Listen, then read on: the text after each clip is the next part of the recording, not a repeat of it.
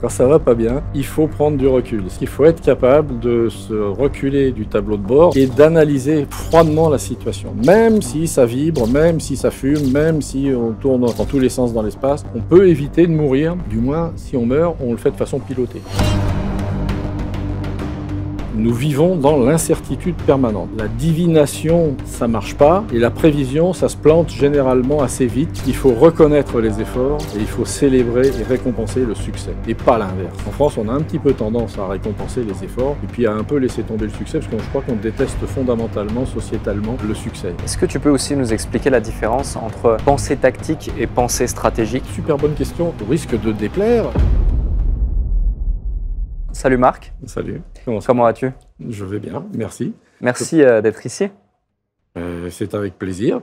Il y a eu beaucoup de gens qui m'ont amené ici finalement. C'est vrai? C'était pas une ambition personnelle, c'est plutôt des amis et puis toute l'équipe du Déclic là, qui ont réussi à me convaincre de venir ici discuter avec toi. Ouais. Donc voilà, je suis là. Magnifique. Discutons. Magnifique. Eh ben, écoute, discutons parce qu'il y a beaucoup de choses à partager. Je pense que cet épisode va être très intéressant pour celles et ceux qui nous écoutent aujourd'hui. Tu as été pilote de chasse, commandant d'escadron d'élite, chef de base militaire, cadre professeur à l'école de guerre, pour ne citer notamment que ces fonctions. Après 38 ans de bons et loyaux services à l'armée de l'air, tu as décidé de mettre toute ton expertise stratégique militaire et aérienne au service des entreprises. On en parlera également. Et tu es le seul et unique représentant de la célèbre et redoutable stratégie Prométhée, dont nous avait notamment parlé Fabio, qui est développée par une pointure militaire américaine, le commandant John Warden III, l'architecte notamment de la campagne aérienne Tempête du désert. Donc on verra comment concrètement toute cette expérience cumulée dans le monde de l'armée peut être retranscrite au monde de l'entreprise, chose que tu fais maintenant depuis 10 ans. C'est ça. Revenons sur ton parcours, sur ton histoire. Tu es né à Paris en 1957. Tu as grandi dans une famille très modeste et d'après la légende familiale, ta fascination pour les engins volants était déjà présente dès tes 3 ans seulement. À l'âge de 11 ans, tu prends l'habitude du coup de prendre ton vélo pour aller vers une base aérienne, un aéroclub. C'est ça. Rapidement, du coup, tu vas être fasciné, passionné par tout ça. Et là, tu vas faire la rencontre d'un homme qui va changer une partie du parcours. Qu'est-ce qui se passe à ce moment-là? Il se passe que j'étais sur mon vélo et j'allais sur mon vélo, je devais avoir une douzaine d'années et j'étais sans arrêt à la barrière, à la limite du domaine aéronautique pour voir passer les avions, c'est des avions d'aéroclub. Pour moi, ça me remplissait mes mercredis après-midi. Et je voyais souvent passer les mêmes avions, puisque sur ces aéroclubs, il n'y a pas des centaines d'avions. Et un jour, un avion s'est arrêté. Le pilote est descendu. Il est venu me voir, donc ils étaient 2 à bord. Il y a quelqu'un qui est resté, qui tenait l'avion, bien sûr. Et il est venu me voir et il m'a dit « Mais qu'est-ce que tu fais là, petit ?» Et avec la gouaille de mes 12 ans, je lui ai dit « Mais j'attends que tu m'emmènes. » Ça m'est sorti comme ça. Il m'a dit « Viens. » Donc, il faut imaginer, dans le contexte de nos jours, personne ne prendrait ce risque pour des questions d'assurance. Mais à l'époque, ça se faisait très facilement. Et je me suis retrouvé en place arrière d'un rallye. Et je suis parti comme ça, faire mon premier vol, sans que personne dans la famille le sache, sans rien du tout. Et ça a changé ma vie, évidemment, parce que je me suis senti instantanément bien et j'ai tout de suite compris que c'était là, ma place, et pas ailleurs, quoi. Cela dit, même si je n'avais pas volé, je le savais déjà. Ouais. Comme quoi, même quand on a 12 ans, on sait déjà un certain nombre de choses. On peut ressentir un certain nombre de choses. Mais ce qui est important là-dedans, c'est que ce pilote, qui s'appelait Dominique Champeau, s'il est encore dans notre monde que je remercierai jamais assez, lui, il a compris un truc, c'est qu'il fallait transmettre quelque chose. Il s'est arrêté, il s'est dit, ce petit-là, il a l'air sans doute, il a l'air très fanat, donc je vais faire quelque chose, je vais mettre la première pièce dans le jukebox pour le premier disque, et c'est ce qui s'est passé. Et c'est pour ça que maintenant, que j'arrive un peu plus en fin de parcours quand même, j'attache une importance capitale, première, à transmettre. À aider et à transmettre, mais pas à aider de façon presque, je dirais, artificielle, etc. Non, à aider vraiment les gens qui ont vraiment besoin qu'on les aide. Je vais pas... voilà. Et ces 2 bouts de ma vie sont reliés, en fait. Et c'est lui qui a fait ça. Comme quoi, on n'est pas rien. Personne n'est rien. Des fois, on fait des choses qui ont un impact majeur sur l'ensemble d'une vie ou de plusieurs vies, puisque moi, c'est sur plusieurs vies. Je me suis marié, j'ai eu des enfants. Toutes ces vies ont été changées par mon métier. Complètement. À partir de ce moment-là, donc, tu as ce premier déclic. Tu te dis que tu veux faire ta vie dans un avion. Et depuis ce jour, tu deviens presque une sorte de mascotte pour cet aéroclub. Tu rates aucune occasion pour y aller. Et il se passe différentes choses, différentes opportunités aussi au travers de ça. Comment tu as fait et quelle a été la suite? Comment j'ai fait? En fait, c'est pas moi qui ai fait, c'est la vie. Moi, j'ai juste suivi le fleuve. C'est-à-dire que la brèche s'était ouverte. Comme j'étais jeune et puis que j'étais fanat, l'aéroclub m'a adopté. C'est plutôt ça qui s'est passé.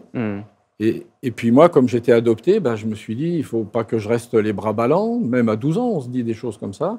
Et donc, j'ai fait ce que je pouvais faire à mon âge, c'est-à-dire balayer les hangars, nettoyer les avions, donner des coups de main pour faire des vidanges, etc. Et c'était un échange donnant-donnant, mais ça n'a jamais été formalisé comme ça. C'est-à-dire que quand quelqu'un avait une place arrière qui se libérait le week-end, hop, je montais derrière. Ça m'a permis, par exemple, de voler avec Monsieur Tabuteau, alors que personne sans doute ne connaît plus. Mais Monsieur Tabuteau, ça doit être le brevet de pilote numéro 17 ou quelque chose comme ça. Et donc d'écouter de sa bouche l'histoire des débuts de l'aviation. Lui, il était tout vieux à cette époque-là. Hein. Et donc ça a continué. Voilà, ça fait une autre rencontre. Et puis de rencontre en rencontre, on devient... alors j'ai fait ça pendant 4-5 ans, le temps d'avoir l'âge de commencer à apprendre à piloter. Complètement. Et justement, à l'âge de 16 ans, tu vas passer ton brevet d'initiation aéronautique. Oui. Mais à ce moment-là, tu n'as pas forcément les finances pour pouvoir te l'offrir, ce brevet. Comment est-ce que tu fais finalement pour récolter l'argent? Alors, je n'ai pas les finances du tout. C'est que mes parents n'ont pas du tout l'argent pour m'aider. Alors, j'ai des grands-parents maternels qui se saignent un peu pour me donner un petit peu d'argent, mais c'est pas beaucoup. Donc, la seule méthode, c'est de travailler. Donc, je cherche du boulot. Et comme j'ai 16 ans, je ne sais pas faire grand-chose. Je tonds des pelouses. Et l'avantage, c'est que j'habitais à côté du golfe de Saint-Nom-la-Bretèche. Donc, des kilomètres et des kilomètres carrés d'herbe à tondre. Et donc, voilà. Et le ratio, c'était 2 jours de tonte, 1 heure de vol à peu près. Voilà. OK. Voilà. Tu avais combien d'heures de vol à passer pour passer ce brevet? Je ne me souviens plus, mais à l'époque, c'était une 50aine ou une 60aine d'heures de vol. OK. Donc, tu as tondu beaucoup de gazon. J'ai tondu beaucoup de gazon, ouais, voilà. Voilà. Et donc, j'ai passé... alors, j'ai fait 2 choses en même temps. Grâce au brevet d'initiation aéronautique qui permettait d'avoir des bourses de l'État. Et à l'époque, les heures de vol étaient beaucoup moins chères. On a réussi à combiner 2 trucs. Mon père avait un comité d'entreprise dans sa boîte qui finançait aussi une partie. Donc ça, plus les bourses, j'arrivais à voler pour un peu moins cher que le tarif normal. Donc ça m'a permis de passer mon brevet de pilote privé à l'époque, ce qui s'appelle le PPL maintenant. Et en même temps, puisque c'est la mode, je me suis retrouvé à faire du vol à voile parce que je me suis dit qu'après tout, il fallait tout essayer.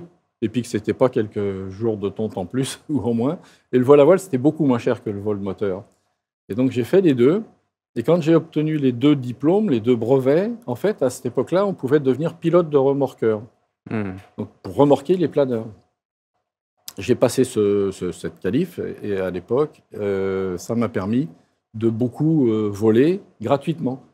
Le deal, c'était tu remorques les planeurs et tu ne payes pas tes heures de vol et ça fait faire des atterrissages, des décollages, etc. Bon, voilà. Donc là, j'ai fait pas mal d'heures de vol et c'est grâce à tout ça que j'ai réussi à avoir suffisamment d'heures pour commencer à me sentir un peu à l'aise. En fin de parcours, c'est-à-dire au moment où je vais rentrer dans l'armée de l'air à 19 ans, je dois avoir à peu près 600 heures de vol. D'accord. Tout confondu. Mais j'étais un véritable morpion de cabine, comme on disait à l'époque. Et j'étais en permanence dans un aéroclub ou quoi. Donc, voilà. Tu parles de l'armée de l'air justement à 19 ans. À 18 ans, tu prends la décision d'écrire une lettre à l'armée. Ouais. Quel est le contenu de cette lettre? Elle est le contenu, c'est le contenu d'un ado pas sûr de lui, pas sûr de rien du tout, sauf d'une chose, c'est un, qu'il aime l'aviation passionnément, et 2, qu'il a un diplôme basique, mais un diplôme de pilote. Donc j'écris à l'armée de l'air en leur demandant si ils ne recruteraient pas par hasard des pilotes d'avions légers. Bien sûr que dans l'arrière de ma tête, être pilote de chasse, c'était un truc absolument génial, mais je ne m'estimais pas capable de le faire parce que je n'étais pas un très bon élève. Voilà, j'étais pas non plus en très bonne relation familiale. Bon, bref, tout ça n'allait pas très très bien. Donc je me dis, si déjà j'arrive à faire pilote privé, enfin pilote d'avion léger dans l'armée de l'air, ça sera pas mal. Ça veut dire que je ne connaissais pas du tout l'armée de l'air, parce que l'armée de l'air n'a quasiment pas d'avion léger. Et il y a un capitaine qui me répond, nous, on ne recrute pas de pilotes comme vous, là, mais par contre, on recrute des pilotes de chasse et je vous ai inscrit à la prochaine session qui aura lieu, je ne sais plus où et je ne sais plus quand. Et il faudra aller passer des tests. Donc, c'était au Bourget. Donc, je suis allé passer des tests au Bourget pendant 3 jours.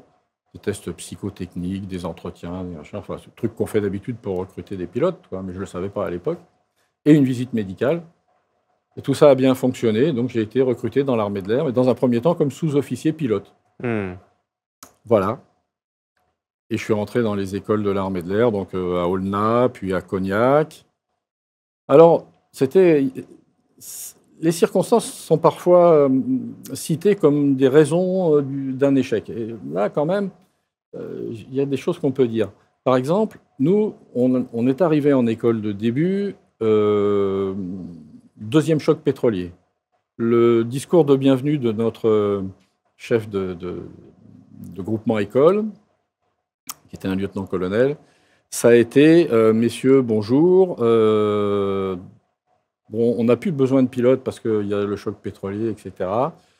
Donc voilà, vous allez partir en vacances 3 semaines. Au retour, j'attends vos démissions. De toute façon, ceux qui démissionneront pas, on va les virer. C'était exactement, je l'ai encore en tête, je le vois encore le dire. Et là, on s'est tous dit, pose toujours, mon gars, tu ne vas pas y arriver si facilement que ça à nous virer. Et ça a fabriqué autour de nous, entre nous, et peut-être était-ce voulu, hein, j'en sais rien, une espèce de solidarité très forte, et on s'est tous entraînés, et finalement, il y a eu très peu d'éliminations. Il y a eu 3-4 personnes qui ont été éliminées, sachant que le plus gros paquet de gens éliminés, c'est en école de tout début, en sélection en vol, etc. Là, il y a eu beaucoup moins de monde, et on est tous passés à l'école de chasse ou à l'école de transport, enfin, selon les besoins de l'armée de l'air et les desiderata des uns et des autres. Et c'est comme ça que je me suis retrouvé breveté pilote de chasse en 78 à Tours, à l'école de chasse. Tous les pilotes connaissent, même si actuellement elle est fermée. Enfin, elle est fermée maintenant. Voilà. Et sur T-33, puis ensuite un passage à la base de Cazaux sur Mystère 4A. Donc ça, c'est maintenant un Warbird. Il n'y en a plus qui volent de mémoire. C'est un des premiers avions supersoniques, monoplace, très formateur parce qu'il n'avait pas de frein, donc il fallait se poser à la bonne vitesse, sinon la piste n'était pas assez longue. Et il était assez sportif à piloter parce que tous les effets secondaires du supersonique n'étaient pas encore maîtrisés à l'époque, et il avait des phénomènes un peu bizarres quand on passait le mur du son, etc. Bon, bref. Donc très content d'avoir fait ça, mais on en faisait une 60aine d'heures de vol. Et ensuite, on était affecté en unité de combat. Donc j'ai été affecté au 1-5 Vendée, à Orange. Le 1-5 Vendée, donc, qui a bercé mes premiers pas de pilote de chasse. Alors là, il faut imaginer, j'arrive là-bas, j'ai 22 ans, je suis terrorisé, quoi. Je me dis, bon, ça va, je suis passé partout, je m'en suis bien sorti, mon école s'est bien passée, mais je me dis, là, je suis vraiment chez les grands. En plus, l'avion était l'avion le plus moderne de l'époque. Il n'y avait pas de biplace. Et il n'y avait pas de simulateur, à part une caisse, enfin pas une caisse, une remorque de camion, et rien ne bougeait, c'était juste les aiguilles qui bougeaient. Voilà. Donc, et puis, fois, ça se passe plutôt bien. Là, je tombe encore sur des gens très importants. Jean-Paul Paloméros, par exemple, qui est devenu depuis, qui a été chef d'état-major de l'armée de l'air, qui a fait la préface du bouquin dont on parlera peut-être tout à l'heure.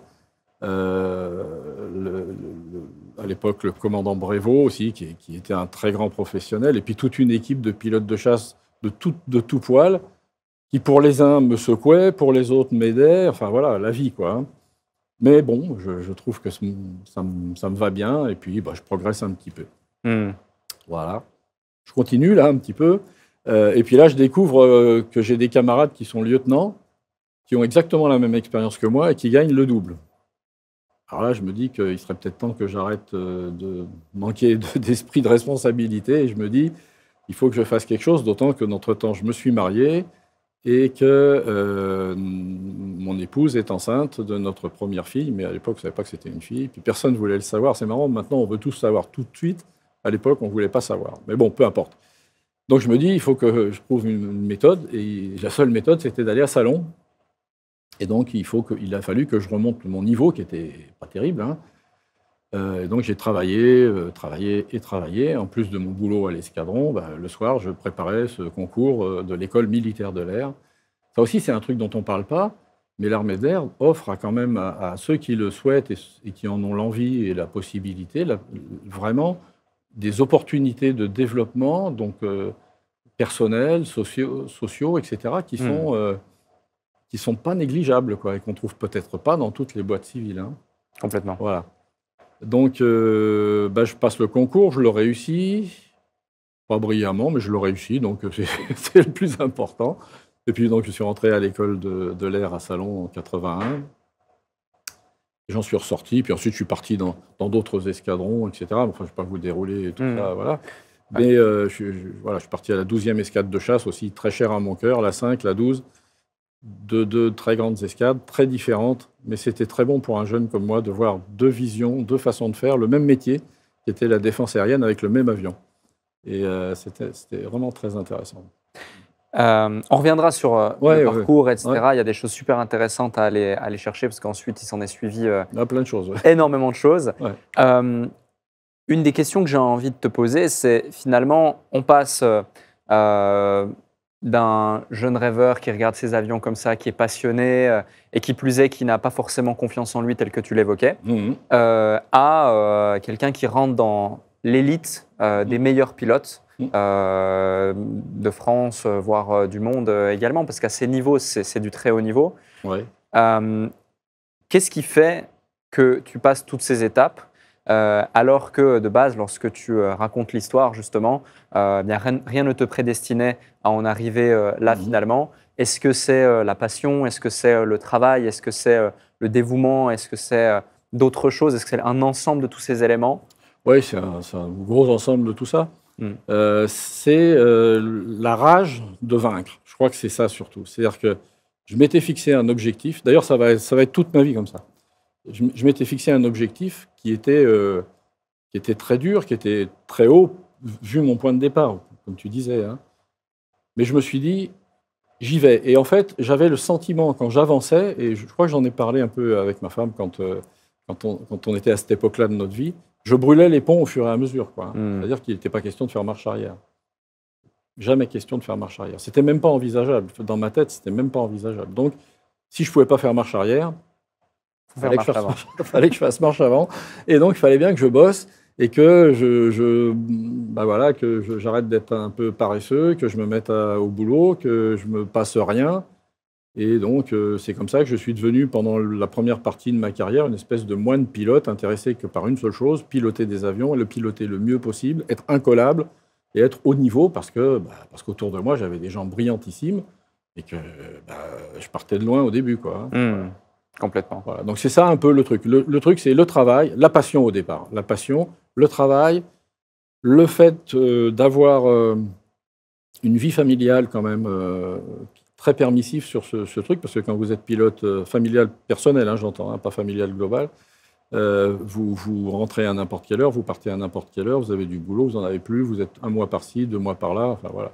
Donc là, il faut avoir une famille qui suit quand même, hein, surtout que j'ai eu très rapidement une deuxième fille, enfin nous avons eu rapidement une deuxième fille, et que voilà, il y avait d'un côté une famille et de l'autre côté le boulot. Et pour moi, c'était 90% de boulot et 10% de famille.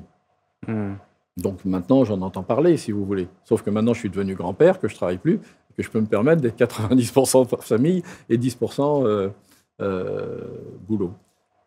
Voilà. Mais enfin, il faut savoir investir quand on veut gagner quelque chose. Faire des choix. Ouais, il faut faire des choix. Complètement.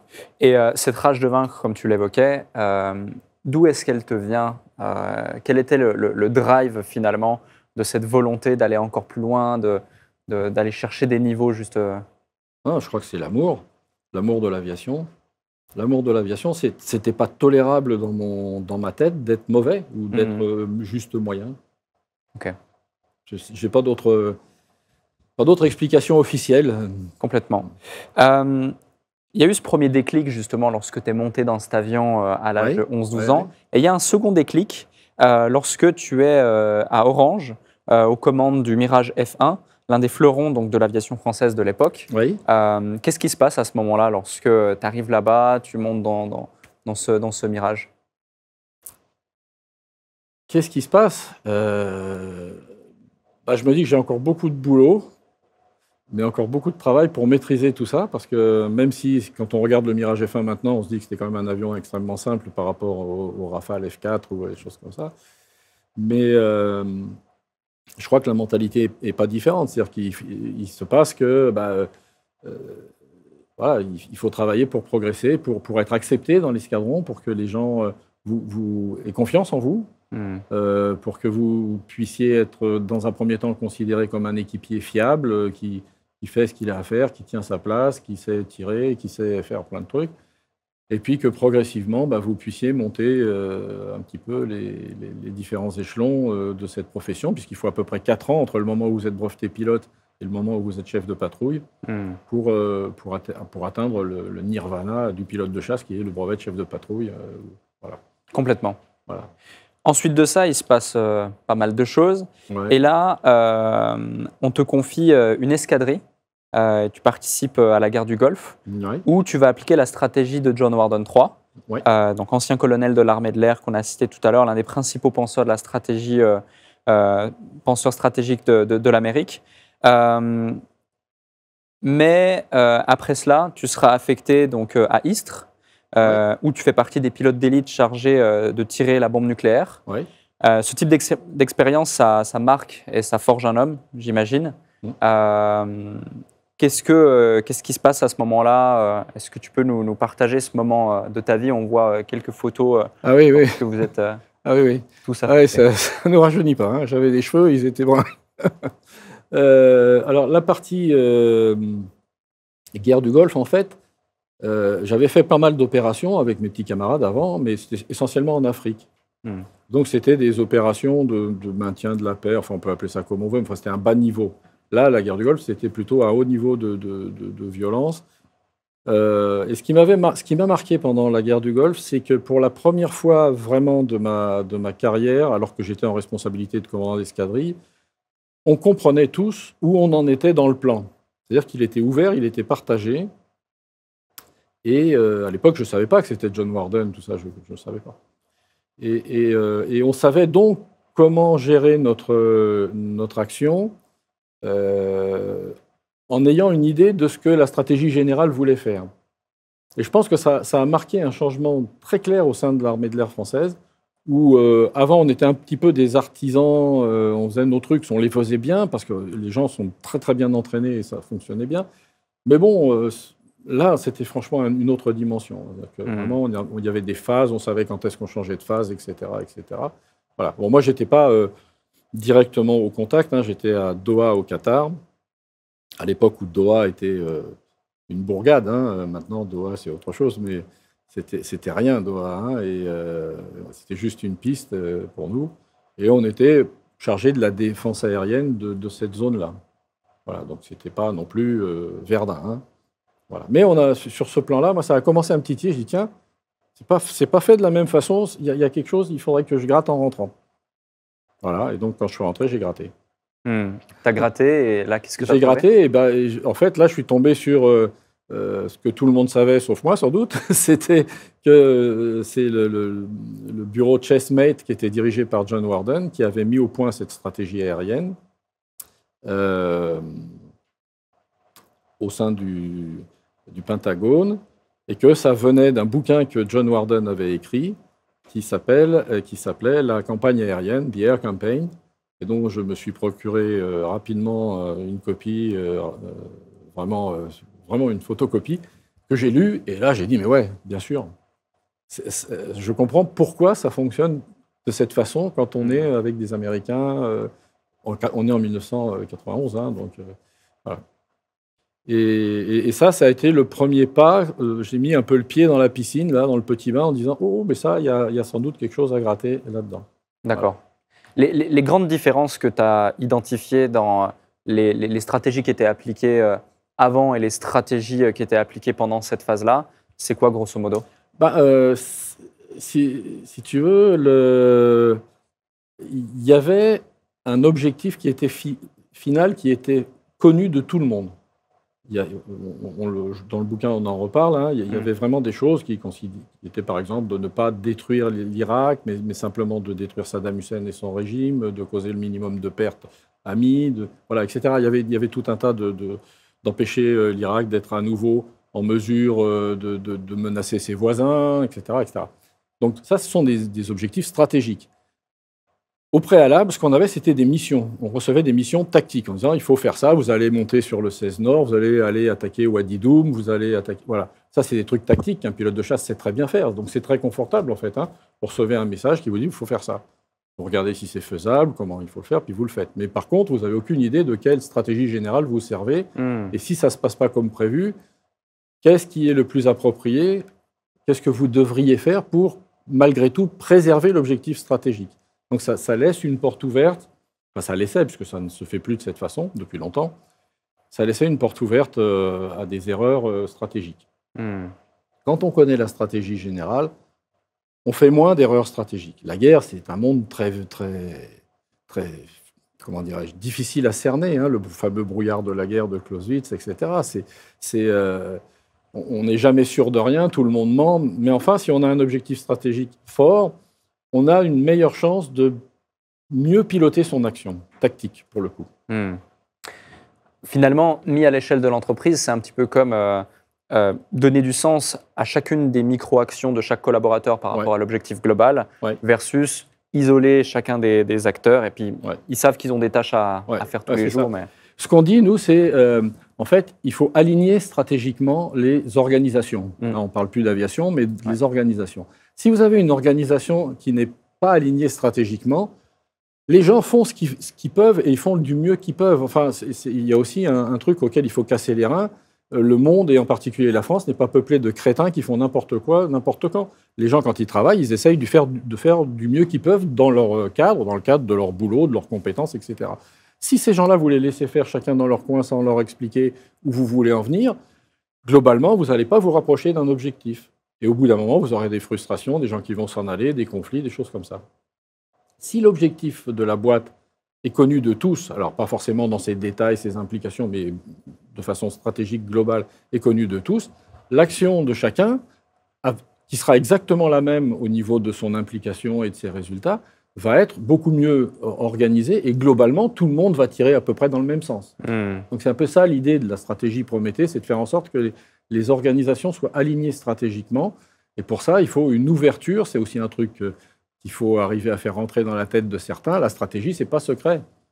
La stratégie, c'est quelque chose qui se partage. Complètement. On va revenir justement dans quelques instants sur la stratégie Prométhée. Là, donc, tu continues ta carrière et on te confie le Lorraine, un escadron hérité de la Seconde Guerre mondiale, qui est l'escadron de bombardement numéro 1. Tu vas ensuite au commandement, au centre d'opération interarmée, sauf que travailler 30 mètres sous terre, ça te... Non, c'est pas mon truc, ça. Ça te convient pas? Ça, dans un CV, il n'y a que les menteurs qui mettent que des trucs... Il n'y a que sur LinkedIn qu'on voit des CV purs, vierges, machin. Moi, ça a été le moment le plus mauvais de ma carrière, parce que j'étais absolument pas à ma place. Mais absolument pas. D'abord, je venais de commander un escadron brillant où on s'est rencontrés avec des amis maintenant, hein, qui étaient mes subordonnés à l'époque, au musée de l'aviation de chasse et dans d'autres occasions. Et je leur ai dit, mais vous savez, moi, quand je venais à l'escadron, donc au Lorraine, j'avais un petit peu l'impression d'arriver dans un truc de famille, quoi. Voilà, faut pas non plus... c'était un escadron de chasse, hein, c'était pas une famille, mais on avait des relations comme ça très... Et je m'attendais à ce qu'ils me disent, oui, bah, enfin, tu nous as quand même drôlement mis sous pression, etc. Non, ils m'ont dit, bah ouais, nous aussi, on avait cette impression-là. Donc ça m'a fait plaisir. Je me suis dit que quelque part, finalement, voilà. Donc je venais de ce genre de monde. Et là, j'arrive dans un souterrain, 30 mètres sous terre, où personne ne m'avait briefé. Là aussi, il y a des choses qui sont inacceptables. On se retrouve au milieu d'un truc interarmé pour la première fois de sa vie, quelque chose qui traite des opérations, etc. Ce n'était pas inintéressant, hein, le travail en lui-même n'était pas du tout inintéressant, sans aucun briefing préalable, avec aucun point de contact. Enfin, je veux dire, c'était grand n'importe quoi. J'ai vraiment eu l'impression qu'on m'avait jeté dans une cave, quoi. C'était à peu près ça. Et puis mes relations avec les militaires de l'armée de terre en poste à cette époque-là n'étaient pas excellentes, du moins en ce qui concerne les chefs. Les autres, non, mais voilà. Et donc moi, à partir du moment où je suis pas bien quelque part, je le dis, parce que ça sert à rien de rester là à tourner en rond. Et donc voilà, je l'ai dit. Ça n'a pas été bien perçu par certains, ça a été compris par d'autres qui sont peut-être un peu plus malins que la moyenne. Et puis donc, ben, voilà, au bout d'un an, je suis parti. Donc sur ce plan, c'est un échec. Mais c'est pas un échec qui tue. C'est un échec qui apprend, parce que ça m'a appris une chose, c'est que j'avais tendance à dire tout le temps oui. Et ce jour-là, j'ai appris à dire non quand j'étais pas d'accord. J'y suis allé à reculons. Et j'y suis allé à reculons parce que j'avais dit au responsable des ressources humaines de l'armée de l'air qui m'avait demandé où est-ce que je voulais aller. Je lui ai dit, écoute, tu me mets où tu veux pour le service de l'armée de l'air, j'ai aucun problème, sauf au COIA, parce que je ne veux pas aller sous terre. Je lui avais vraiment dit ça. Et évidemment, je me suis retrouvé, je ne sais pas ce que je lui avais fait, celui-là, mais bref, je me suis retrouvé sous terre. Donc voilà. Et là, j'ai appris qu'il fallait savoir dire non. J'aurais dû dire non tout de suite, en disant non, je n'y mettrai pas les pieds, je m'en fous, mais je n'irai pas. Et voilà. Mais ça, je ne savais pas. J'étais encore bien jeune et bien premier de la classe, quoi. Enfin, mentalité, je ferai de mon mieux pour que ça marche. Là, il y a aussi des moments où il faut savoir dire non. Je crois que j'ai grandi avec cet échec-là. Ouais. D'accord. Ouais. Donc la leçon, c'est justement de savoir dire non. Oui, clairement. Ouais. On n'est pas aligné avec ça. Mais il ne faut pas dire non tout le temps, parce qu'il y a des gens qui disent tout le temps non, donc forcément, au bout d'un moment, ça ne pèse plus grand-chose. Mais il y a vraiment des choses, je crois qu'il faut se mettre dans la tête des... alors ça varie avec le temps, hein, ce n'est pas définitif toute sa vie, mais il y a des moments, il y a des choses, on sent que ça ne va pas le faire, quoi, qu'il ne faut pas y aller. Alors on le sent, on le mesure parfois, mais parfois on sent qu'on n'est pas fait pour ça, quoi. Il ne faut pas y aller, à aucun prix, ce n'est pas la peine d'y aller pour faire plaisir à quelqu'un, parce que ça ne va pas bien se passer, et effectivement, ça ne se passe pas bien. Complètement. Donc au bout d'un an, tu choisis de quitter. Ouais. Et après, qu'est-ce qui se passe? Dans quelle direction tu vas? Alors là, on me propose de devenir cadre professeur à l'école militaire, donc au collège interarmées de défense, qui est maintenant l'école de guerre. Qui était avant l'école de guerre, qui par un artifice politico, machin truc, parce qu'il y avait le mot guerre, c'est devenu collège interarmées de défense. Enfin, bref, c'était toujours l'école de guerre, ça n'avait rien changé. Donc on est revenu à l'école de guerre. Les allers-retours de la politique. Voilà. Bon. Donc je me retrouve cadre professeur là-dedans. Donc j'avais fait cette école comme j'avais fait le concours, et je l'avais passé entre-temps, hein, dans toutes les pérégrinations. J'ai préparé ce concours, je l'ai réussi. J'ai passé un an à l'école de guerre comme stagiaire. Et 5 ans après, donc, je me retrouve cadre professeur, donc à encadrer 2 groupes d'officiers supérieurs, qui étaient ce que j'étais 5 ans avant, quoi, hein, voilà.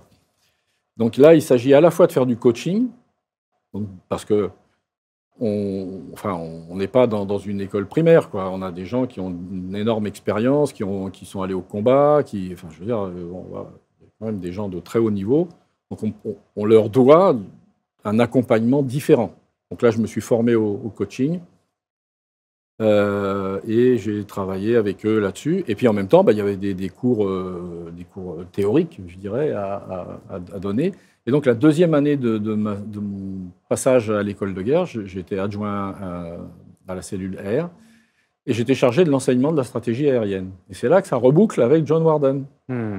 Donc là, je me replonge dans The Air Campaign, et on avait, il y a toujours d'ailleurs à l'école de guerre, des simulateurs de combat. Alors on leur mettait le soir le plan stratégique qu'on avait écrit, et le lendemain matin, on jouait contre la machine, hein, et la machine nous disait quels étaient les résultats. Et donc pour aider les stagiaires à savoir programmer ces choses-là, on leur enseignait la fameuse Air Campaign, dont va être issue la stratégie Prométhée ensuite. Mais en faisant ça, je me dis, ça serait quand même bien de faire venir John Warden à l'école de guerre à Paris, puisqu'on avait vraiment des conférences de très haut niveau. C'est un endroit méconnu, mais où on apprend énormément de choses et où il y a des intervenants de très très haut niveau. Et donc, bon, Je propose ça à mon général. Alors, il me dit pas tout à fait oui, pas tout à fait non. Donc, j'avance. Moi, tant qu'on me dit pas non, j'avance. Et du coup, je prends langue avec John Warden et puis on commence à échanger, etc.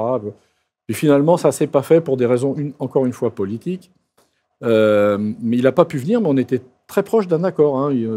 Mais bon, au niveau politique, ça a dit, oh non, on préfère pas. Je ne sais pas ce qui se passait avec les États-Unis à l'époque. Il y a des hauts débats, c'est comme dans un couple, hein, la France et les États-Unis. Voilà. Mais je dis, bon, bah tant pis. Et alors, il faut savoir que pendant que j'étais à l'école de guerre comme cadre, là, j'ai rencontré des gens super importants. Hervé Couteau-Bégari, qui nous a quittés depuis, qui était un stratégiste de renom, qui a écrit des tas de choses et qui enseignait de la stratégie à un tellement haut niveau que ça ne pouvait pas faire autrement que de vous donner envie de vous y pencher un petit peu et d'apprendre quelque chose. Donc je me suis bien penché fortement, tellement fortement que je suis tombé dedans. Et donc j'ai lu tout ce que je pouvais, tout ce qu'il conseillait. Puis il y avait d'autres intervenants, bien entendu, du même acabit, à côté desquels on se sentait, moi encore une fois, là je ne me suis pas senti super fort. Et je me suis dit que ce n'était pas tolérable, donc il fallait que je rattrape un petit peu du retard. Je ne voulais pas arriver premier en haut de la côte, mais je voulais quand même être crédible. Donc voilà, je me suis mis à lire plein de choses. Et voilà. Et sur ce je m'en vais. C'est là que je pars commander la base aérienne de Solenzara en Corse. Une magnifique aventure humaine, dans un contexte très intéressant. Là, commander une grosse structure comme ça, c'est faire confiance. C'est se rendre compte que finalement, quand on fait confiance, en étant suffisamment vigilant sur l'objectif qu'on cherche à atteindre, etc., on arrive à obtenir des résultats magnifiques. Je vais vous en citer un. Un jour, mon général m'appelle et me dit voilà, écoutez, on voudrait que sur la base de Solenzara, il y ait un centre de conduite des opérations aériennes de niveau OTAN, capable de gérer 900 sorties par jour, enfin un truc genre guerre du Golfe, quoi. Je dis oui, c'est une bonne idée. Oui, alors donc vous avez 2 mois pour le faire. On vous aidera, parce qu'on ne vous laisse jamais tomber quand même. On vous aidera, mais proposez-moi quelque chose. Donc là, branle-bas de combat, hein, je rassemble mes principaux adjoints, on regarde comment faire, les locaux, quels locaux on trouve un local qui était l'ancien mess troupe. Vous savez qu'il y avait du temps où il y avait le service national, donc c'était un bâtiment désaffecté qui était plutôt genre cantine, quoi. Et donc, il a fallu, en 2 mois, transformer ce bâtiment en un PC pour diriger des opérations aériennes. Donc, vous imaginez. Ouais. Donc, évidemment qu'on n'a pas fait ça avec nos petits bras musclés. Évidemment que plein de services de l'armée de l'air sont venus. Mais c'est ça qui est important dans l'armée de l'air, c'est qu'il y avait cette dialectique permanente, soutenant, soutenu. Vous êtes soutenu, vous soutenez. Sans arrêt, vous faites cette balance. Moi, je trouve que c'est très important. Je suis bien plus intéressé par ça que par le contractuel. Quand vous dites à un service, tu as 24 heures pour me sortir un ordinateur, à 23h59, vous avez un ordinateur. Si vous êtes dans une dialectique soutenant-soutenu, vous pouvez avoir votre ordi en 10 minutes. Hein, parce que le coup d'après, c'est vous qui allez lui donner un coup de main. Vous voyez, ça repose plus sur les hommes et moins sur les procédures. Et donc, ça oblige le chef à être plus sur le terrain et à être plus au contact. Donc, à prendre aussi quelques remarques désobligeantes, mais bon, c'est la vie. Et là, voilà, au bout de 2 mois, on y est arrivé. Donc j'arrive au bout de mon histoire, tout le monde nous a aidés. Encore une fois, je dis, c'est pas que nous, la base aérienne, mais il y avait plein d'autres services qui venaient nous aider. Et au bout de 2 mois, arrive sur la base un avion avec tout un tas d'officiers de l'OTAN, de toutes les nations de l'OTAN, et évaluation du truc. C'est parti, donc pour 3 ou 4 jours de guerre simulée, pour faire tout a marché à merveille, on y est arrivé. Voilà. Donc, ce genre de choses, vous pouvez l'obtenir quand vous êtes à la tête de ça et que vous l'obtenez. D'abord, vous êtes content des gens et vous êtes content de ce qui a été fait, mais vous êtes content aussi parce que vous vous dites, quelque part, tout ce que j'ai appris avant et toutes les erreurs que j'ai pu faire, tout ça, voilà, ça m'a servi à conduire ça correctement. Voilà. Et il faut célébrer ça. Parce qu'il y a beaucoup de domaines, et je pense dans les boîtes civiles, où on a réussi, c'est bien. Non, il faut célébrer les succès, surtout des succès comme ça, qui n'étaient pas évidents. Donc, un jour, j'ai dit, un vendredi, aujourd'hui, on ne va pas travailler, à part les services d'urgence, de machin, évidemment. aujourd'hui, on va faire des taureaux à la broche. Donc, on a mis deux taureaux à la broche. Et puis, j'ai fait venir, comme je suis un fan des groupes des années 70, j'ai fait venir un groupe qui jouait. Et puis, pendant une journée, on a célébré notre truc. J'ai clairement dit aux gens, ce qu'on fait là, on ne le fera plus jamais. On le fait une fois. C'est pour célébrer ce succès, parce que celui-là, il vaut le coup, quoi.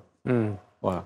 Et ça aussi, c'est des grands moments quand même. Hein, c'est des grands moments. Et voilà, ça reste. Alors, ça peut paraître un peu dérisoire, puisque maintenant, il faut être absolument sérieux et faire la gueule tout le temps. Mais n'empêche que quand vous réussissez quelque chose, c'est bien. Moi, je dis toujours, et ceux qui me connaissent et qui vont l'entendre vont rigoler, je dis, il faut reconnaître les efforts et il faut célébrer et récompenser le succès, et pas l'inverse. En France, on a un petit peu tendance à récompenser les efforts et puis à un peu laisser tomber le succès, parce que je crois qu'on déteste fondamentalement, sociétalement, le succès. Les gens qui réussissent quelque chose ont toujours quelque chose. On a toujours l'impression qu'il y a quelque chose qui a été volé à quelqu'un. Non, il y a des tas de gens qui réussissent en volant rien à personne. Hein. À quoi c'est dû, selon toi, cette idée en France ? Ah, j'en sais rien, moi, je ne suis pas sociologue, mais je pense que c'est sociétal. Hein. Je pense qu'il y a des tas de pays où ce n'est pas le cas. Bon, je vais souvent aux États-Unis, ce n'est absolument pas le cas. Les anglo-saxons, c'est pareil, ils ne se morfondent pas en se disant qu'ils sont mauvais et que ceux qui réussissent sont des voleurs.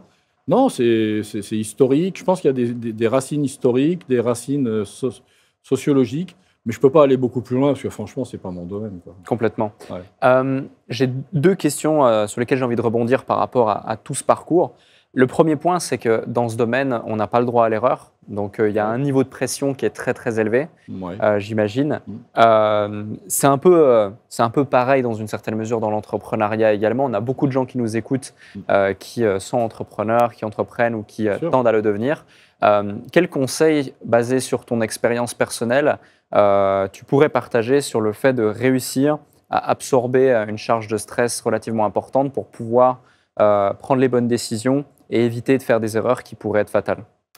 Alors, il y a beaucoup de choses là. Il y a vraiment beaucoup de choses. Alors, il y a des choses privées, personnelles. C'est-à-dire, c'est une façon.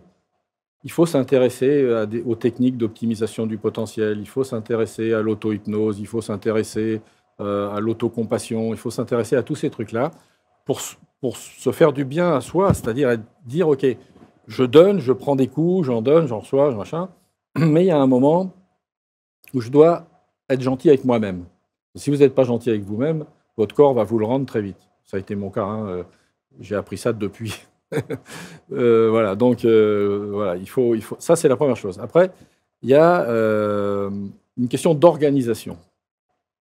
Il faut savoir gérer les urgences et les priorités. C'est absolument indispensable. Il ne faut pas faire Enfin, il ne faut pas. C'est mieux de ne pas, je dirais plutôt, sauter sur chaque chose au fur et à mesure qu'elle se présente. Quoi. Il faut, vous savez, le important et urgent, le fameux diagramme, ça, c'est déjà pas mal. Parce que les 3/4 des choses, vous les avez déjà classées, et il vous en reste qu'1/4 où il faut vraiment se bouger. Déjà, vous diminuez le niveau. Après, et comme je l'ai fait, je sais que c'est pas bon, il ne faut pas non plus être job addict. Hein, parce que là, vous créez autour de vous, vous créez énormément de dégâts finalement, et vous perdez les soutiens dont vous allez avoir besoin quand ça ne va pas bien se passer. Parce que forcément, à un moment, ça ne va pas bien se passer, c'est inévitable. Si quand vous vous retournez, vous n'avez plus personne, vous n'avez plus d'amis, vous n'avez plus de famille parce que tout le monde est parti, c'est pas terrible. Donc, bien organiser ça, gérer le temps. Gérer le temps. Le temps, c'est quelque chose de tout à fait artificiel, n'empêche qu'il faut quand même le gérer. Et s'accorder dans le temps des plages privées où on déconnecte, où on fait. Alors là, on fait ce qu'on a envie de faire, mais certainement pas son boulot. Et où on pose son téléphone portable. Vous voyez, par exemple, là, je rentre, je suis plus sous pression, hein, donc mais ça aurait très bien pu être le cas quand je l'étais. Je rentre de 4 jours sur les canaux dans un bateau avec mes petits-enfants, ma fille, ma femme, et hop, pendant 4 jours, pas de télé, pas de téléphone, juste de l'échange, la nature, etc. C'est des trucs comme ça qu'il faut se réserver. Alors, ça peut être n'importe quoi. Hein. Évidemment que c'est pas Mais je crois qu'il faut se ménager des breaks, mais des vrais breaks. C'est-à-dire pas des faux breaks où on part avec son téléphone, où on passe des mails, etc., où on appelle les gens à pas d'heure. J'ai connu ça, et ça ne marche pas. Et ça aide pas à durer. D'accord. Voilà. Un autre sujet, c'est la prise de décision. Ouais. On prend plus de 36 000 décisions par jour sans s'en rendre compte, conscientes ou inconscientes. Ouais. Et dans un métier comme le tien pendant de nombreuses années, 38 ans. Non, j'étais 31 ans dans l'armée de l'air, ensuite 6 ans à la sécurité civile. Ok. Ouais. Ok. Mais bon, peu importe. Plus de 30 ans en tout cas en service, à devoir prendre des décisions tous les jours qui sont importantes. Est-ce que tu as identifié ou tu as établi un process de prise de décision pour réussir à prendre les bonnes décisions rapidement, qui plus est? Alors, ça, c'est une question qui tue parce qu'elle est très complexe pour répondre à ça. Et alors, il y a une chose sur laquelle je voudrais commencer, c'est la certitude n'existe pas. Donc, nous vivons dans l'incertitude permanente. Ça, c'est une certitude pour le coup. Non, ça n'existe pas. Il n'y a rien de sûr. La divination, ça ne marche pas. Et la prévision, ça se plante généralement assez vite, surtout si on l'a fait à un moyen ou long terme. La prévision ne fonctionne que sur des éléments où les règles restent relativement stables pendant une durée relativement courte. Ce qui explique que les plans stratégiques dont je parle là, pour les entreprises, doivent être renouvelés toutes les échéances choisies, qui sont en général entre 3 et 5 ans. Pourquoi 3 ou 5 ans? Parce que si on le fait trop tôt, la décision stratégique n'aura pas le temps de produire ses effets. Si on le fait trop tard, elle ne sera plus pertinente parce que le monde aura changé autour de vous. Voilà, d'accord. Donc, dans un premier temps, comprendre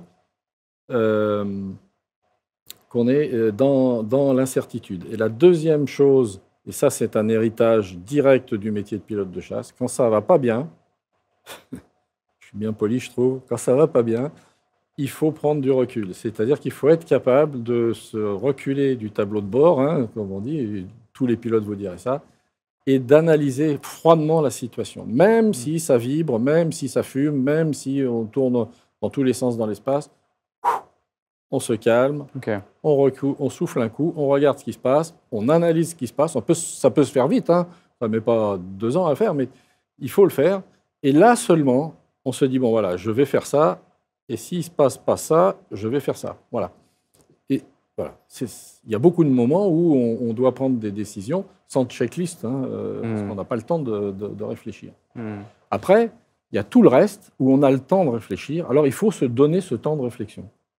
Et quand on est dans une entreprise, quand quelque chose de nouveau, de perturbant se produit, on a tendance peut-être à être le patron et à dire, là, je pense que s'il n'y a pas une menace immédiate pour la survie de l'entreprise ou pour la survie des gens qui travaillent dans l'entreprise, où là, il faut réagir tout de suite et assumer, on réunit une petite cellule de crise rapide et on prend une décision éclairée. On décide mieux à plusieurs que tout seul, dans les situations comme ça où on a un peu de temps. Quand on n'a pas le temps, il faut avoir réfléchi à la question avant. Ça m'amène à dire qu'on réagit et on réfléchit mieux quand on a une bonne culture générale. La culture technique, c'est une chose excellente, mais si vous n'avez pas de culture générale, quand quelque chose d'imprévu va se produire, ça ne sera jamais dans le cadre de votre culture technique, ou peu, ça sera toujours dans un cadre plus de culture générale. Donc plus vous aurez lu de trucs, plus vous aurez mis dans votre cerveau des choses qui ressemblent, et vous pourrez raisonner par analogie en vous disant ça me rappelle ça, ouais, ils avaient fait ça, ouais, c'est pas bête, alors voilà, on en parle et puis on le fait. Voilà. Dans une entreprise, c'est rarement... La décision ne doit pas être à la seconde, quoi, Donc on a souvent le temps, je pense, de faire ça. Alors pour le faire bien, il y a la nécessité de créer des structures de gestion de crise dans l'endroit où on se trouve. Il y a 2 choses qu'il faut faire finalement pour réussir la stratégie, c'est avoir une bonne structure de maîtrise des risques et avoir des bonnes structures de gestion des crises. Et ça, ce n'est pas du tout un truc qu'on crée le jour où il y a la crise. La structure de gestion de crise, elle doit être structurée, entraînée, elle doit être mise en œuvre régulièrement pour des exercices, etc. même si ça paraît ne pas apporter d'argent, ça vous sauvera peut-être la vie. Structure de crise correctement gérée. Il y a des gens qui ont écrit des choses absolument remarquables là-dessus, et il suffit de se pencher sur la question, et voilà. Et puis, de l'autre côté, une structure de maîtrise des risques. Pourquoi? Parce que tout ce qu'on fait est risqué. Il y a toujours des risques, quel que soit le business. Et ça, c'est pareil, il faut que ça soit cadré. L'armée de l'air s'est dotée d'une structure de maîtrise des risques il y a 25 ans, dans laquelle elle a regroupé tous ceux qui, avant, évidemment, géraient les risques. Parce que, voilà. Et donc, on obtient des effets de synergie et des choses qui sont très, très, très performantes, en particulier en matière d'anticipation et de formation des gens, etc. Voilà. Complètement. Donc voilà un peu l'idée. Je vois. Donc c'est une réponse un peu longue, mais voilà, pour bien décider, ça s'apprend, ça s'entraîne. Et on ne l'attrape pas dans son berceau. Ça m'a toujours un peu tracassé, les gens qui arrivaient en disant « Moi, la gestion de crise, je sais faire. » T'en as fait, qu'est-ce que tu as fait? Rien. Ah ben non. Complètement. Tu t'es entraîné à quoi? Tu as participé à quel exercice? Tu as monté un exercice, tu l'as fait tourner, tu t'es trompé, tu as vu des échecs, tu en as tiré des conséquences, tu as rédigé quelque chose pour que tout le monde soit au courant? Non. Tu mets en lumière un point qui est clair et qui est vraiment réel, c'est que la prise de décision, finalement, ça s'entraîne au fur et à mesure du temps, et il faut vraiment que celles et ceux qui nous écoutent en prennent conscience.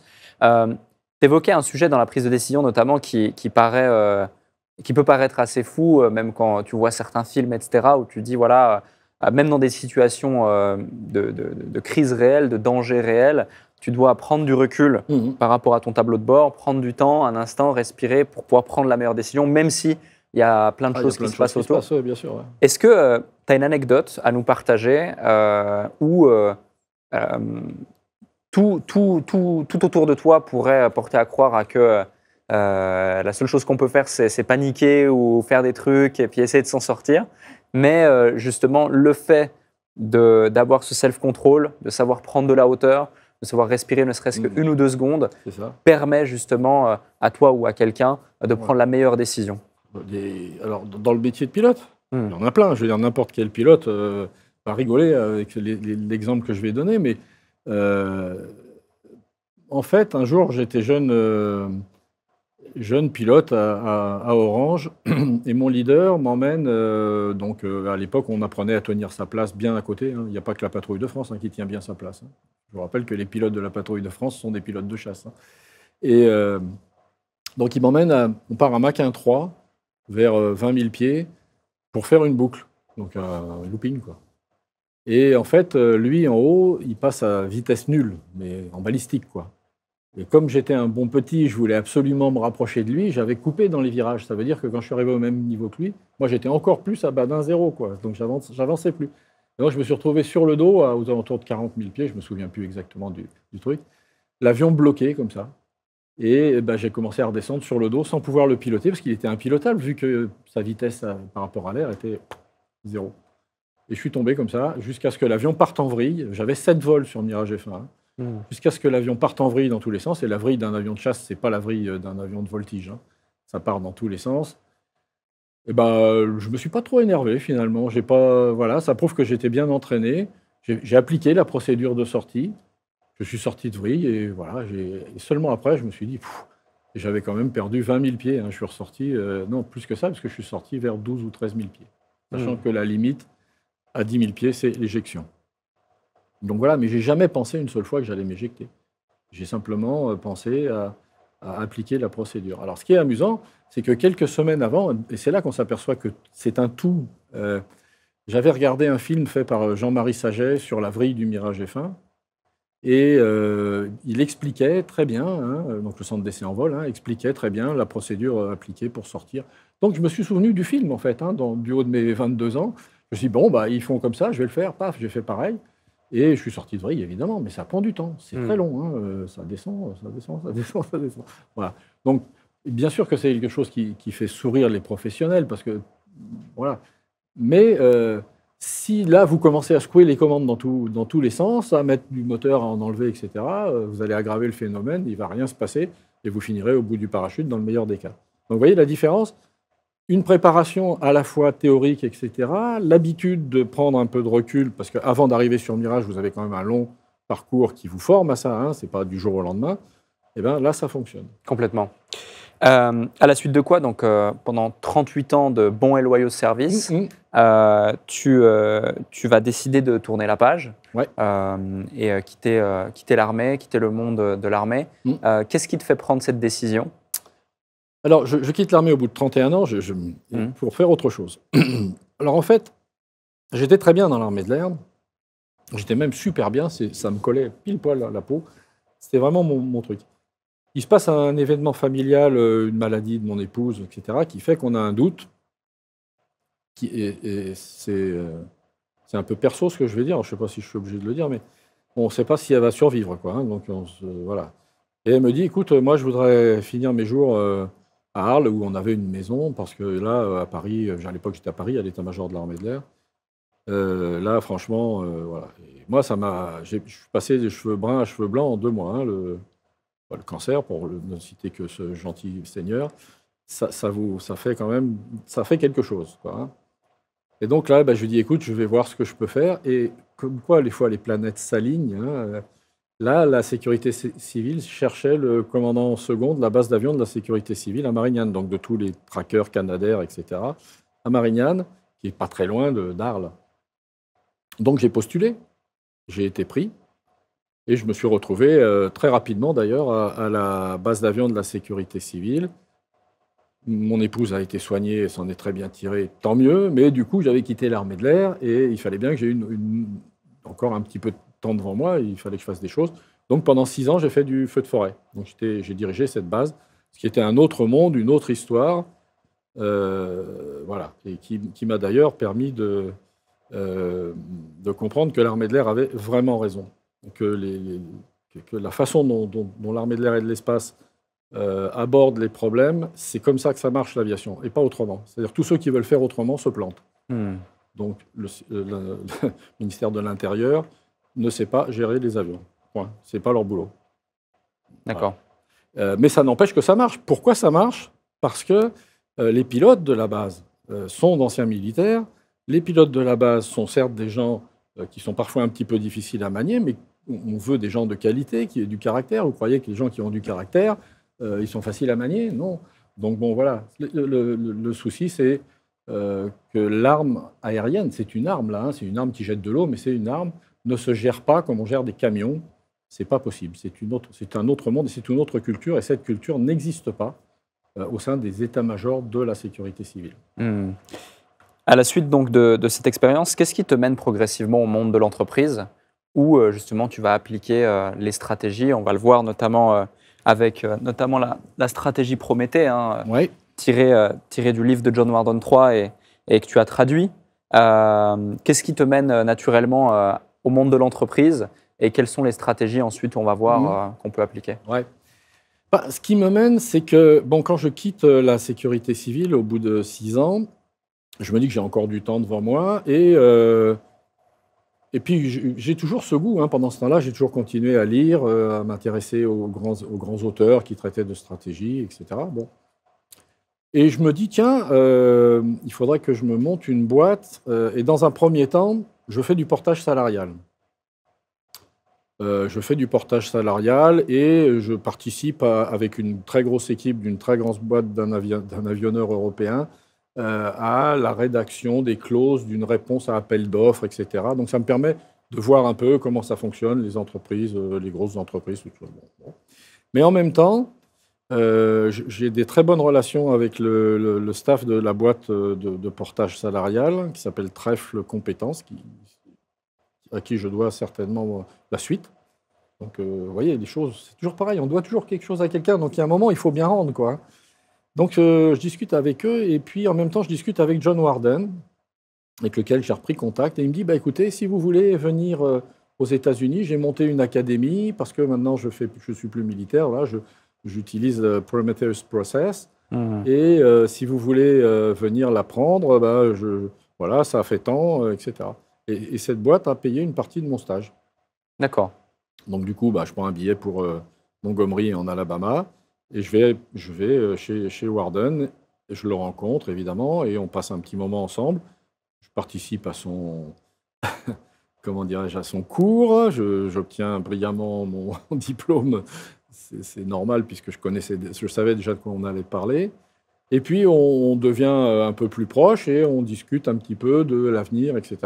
Et je lui dis, moi, ce qui m'intéresserait, finalement, ça serait de prendre la méthode Prométhée, de la franciser et de voir comment elle marcherait en France si on ne pourrait pas aider des gens avec cette méthode.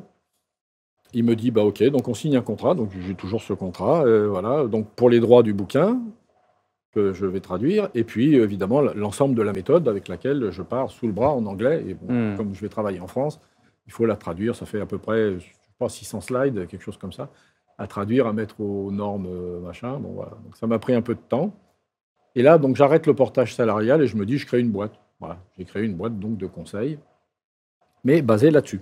D'accord. Et donc, pendant 10 ans, je vais aller faire des contrats par-ci, des contrats par-là. Alors, je n'avais pas l'objectif de devenir un grand cabinet de conseil. Ce n'était pas du tout mon objectif. Moi, j'avais déjà ma retraite.